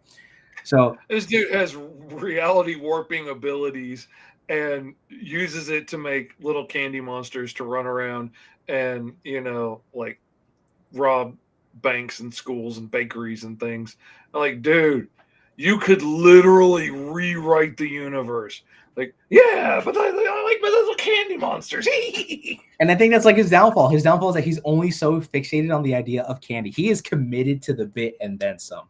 Mm-hmm. Like, you got to appreciate the guy for him committing to something. Because it's like, hey, look, it could be worse. The whole world could literally just be Candyland and we'd be weird pirates. Oh, dude. I can see him as like an immortal interdimensional imp, like Mixelplick like type character who has been doing this bit for 100 years. And to him, it's nothing. To him, it's just like a song stuck in his head. But everybody else is like, come on, man, aren't you done with this candy thing yet? It's like, I'm done with this candy thing when I say I'm done with it. And last I checked, I ain't done. You know what I think would be another, now that I really think about it, I think another interesting thing that we should try at some point is if we did like roll for hero, but we ended up rolling for a public domain hero to redesign. Oh, yeah. And so then that way we're not always having to like, now for me, I love the idea of always having to conjure up an actual character from the get-go. But it's like so much fun. But I love taking my own take on the public domain things too. And I would love to start doing some more of that. And like, I like the idea of even like, what if we redesigned, roll up this random character to fit in this random world? Or, like if he was in Gotham, or if he was in Metropolis, or if he was, a Spider-Man sidekick kind of hero, or like, like put them in these different worlds and see how see how they would come out. I think Oh, that could that be would really be cool. really awesome. Oh my God, there's so many possibilities of that. Well, what are some other ideas? Obviously, the public domain stuff is like. I also want to say too. I want to just, for me personally, at some point, I want to stop creating like public domain comparisons. Like, don't get me wrong, I love making public domain renditions of Marvel and DC characters, but at some point, I just want to make my own renditions or like recreate just the public domain character itself. We got a corrupted tooth fairy that's making cavities. So you have the tooth fairy who takes the tooth, and then you got its weird demented cousin who just wants to give the children cavities. Just shoves sugar in your mouth. I'll be damned if he's getting these teeth. We're gonna rot him from the roots out. I'll show him. Oh my God, I love it. Oh my gosh. Anyways, this thing's about to be a solid 3 hours long in length. You think we have everything all capped out here? Oh yeah, I think we've covered it all, and we've gone longer. We always do this. We get to talking, we get to chatting, we get creative. People start sounding off in the comments, and all of a sudden, you know, it's gone to 3 hours of us sitting here. That's 3 hours I'm not working on pages, but this has been an awful lot of fun, and I've really enjoyed it. I think we came up with some really awesome characters. And that's so true. And I love the fact that we're able to, I guess in a weird way, doing this helps reinstate the fun in making characters again, or just in general, just drawing. Because sometimes I will admit, and I don't like the fact that I say this, it's like sometimes drawing has become a bit of a, not a chore, but it does feel like now I have to go for, like I have to make art or else kind of a thing. So getting to do this is actually like a fun way of like, hey, remember why we're doing this? We're trying to be creative. We're trying to be fun. We're trying to just create fun art here. And honestly, I love that. I love the fact that we get to do this. We get to create some fun ideas, and hopefully, you know, we get to inspire a bunch of other people doing this as well. Because obviously now, because of how much fun we're having, I now have a brand new supervillain to put in my comic book. Now, Mr. Fish has a brand new supervillain to put in his comics, or to somehow include it in some way, shape, or form. You know, so I've been loving this. I can't wait for next week because again, it's a random roll. We're never really. It's not like. Again, kind of like my public domain videos, I know what I'm going to be doing there, but here it's always an infinite possibility. You know, I'm going to be rolling up something. This thing I know, I'm like, well, we're going to see how we get this done. I love talking about the characters. I love trying to come up with their stories. I can't wait to do the bit where we're obviously, you know, you do your video talking about the like process of creating the cover for it. And like for me having to create, you know, my cover and then trying to come up with a quick little 5-second story.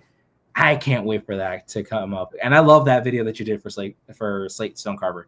Love the quick little synopsis you did for it. Very energetic. I really enjoyed that video. Yeah, it was a lot of fun. I actually hurt my sides because I sat here and I filmed all the talking for both videos one night when we got home from dinner. And I was all like, oh, let me tell you something. And I was so excited doing it. When I got done, my sides were so sore from rocking back and forth in the chair and talking the whole time. Like, oh yeah, I wore myself out. But it was a lot of fun. And I'm enjoying it. And it's making me get active, posting stuff on YouTube again and giving me material that I can share elsewhere. But you know, I need to start investing more back over here and build this up because you never know what's going to happen in the realm of TikTok, and they're kicking the can down the road every 3 months, but you never know when that's going to change like it did before. Right. And so I'm all about now trying to diversify, get my stuff out there to as many people. I love Facebook. Most of my clientele comes from Facebook, but like, I'm lucky if 2 or 3 people see a post I make over there. And, you know, I'm getting better results over here in TikTok. So I got to focus where the attention. And kind of like how, but again, another really interesting aspect of this entire thing that we're doing thus far, the human interaction that we're getting from the people in the comments to even just us randomly just coming up with crazy ideas shows that human innovation and human imagination is always going to triumph over AI. AI is just going to be taking what was made and is going to try to configure it to the best of its own abilities to help come up with your idea. But you working with other people, getting a different human perspective. Again, none of the ideas that we would have had, like, again, how was I going to figure out how to make a cougar-based, you know, supervillain work? We would have never figured that out. But again, now that we're having, you know, this whole time, like, discussing and talking about how our characters are amazing comments from the chat coming in and spurring on ideas. Like that's not reproducible in a machine. Like Exactly. they can regurgitate the same thing over and over again in different colors and different shapes, but it's not going to have that inspiration of genius the way we can. Yeah, I just saw the last comments. A villain who lost his butt, now he has a butt machine gun. The worst power as a villain. I can only imagine. You know, when you fart, next thing you know, a bullet pops out. You should join a live stream with. I should join a live stream with you guys, just as an idea, man, to throw you crazy left field monkey wrench ideas. That would be very interesting. I mean, you're already getting this guy over here to just go full blown cuckoo banana nuts and whatnot. So I mean, who knows? R.S. Shepard, I love the king crab idea. It's funny. Funnily enough, I actually that would be fun though to like be part way through the process and then just have somebody yell out something random that now we have to swerve and deal with or incorporate or whatever. Could be. That could be fun. That could be fun. That can be exciting. Well, anyways, I think this is pretty much a really good time to kind of cut off the live because that's already 3 hours and 5 minutes. It's probably a good time to. Yeah. Well, anyways, other than that, you can find me at Mr. Fish Comics all over the interwebs on all of the social medias. It's all the same thing. Or go mrfish.com, GOMRFISH.com. We'll take you to the newest book that I'm working on right now, which is Alice Lost in Wonderland, issue 3, still available for late pledges.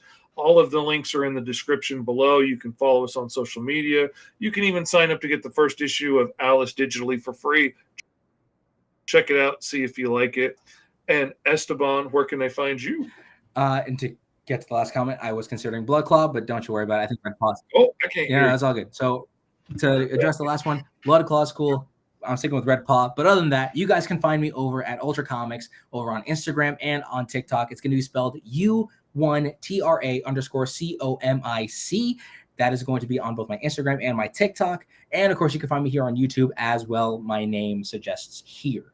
So as Esteban Guerrero, you can find me here on YouTube just like that. But again, Ultra Comics, just spelled with, a 1 instead of an L, at my Instagram.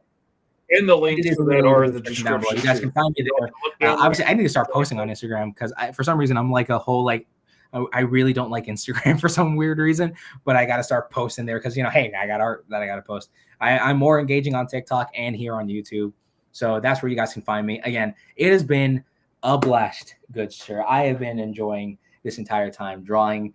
This fun super villain concept. I can't wait for next week. I can't wait to see what the dice have in store for us. So anyways, to all of you fellow weird nieces and nephews and everyone else in between out there, make sure to follow these 3. Remember to follow these 3 simple rules. Make sure to stay awesome, stay weird, and to keep life to the easiest. And always remember that art inspires all, but you can inspire more. But until then, everybody, your uncles love you.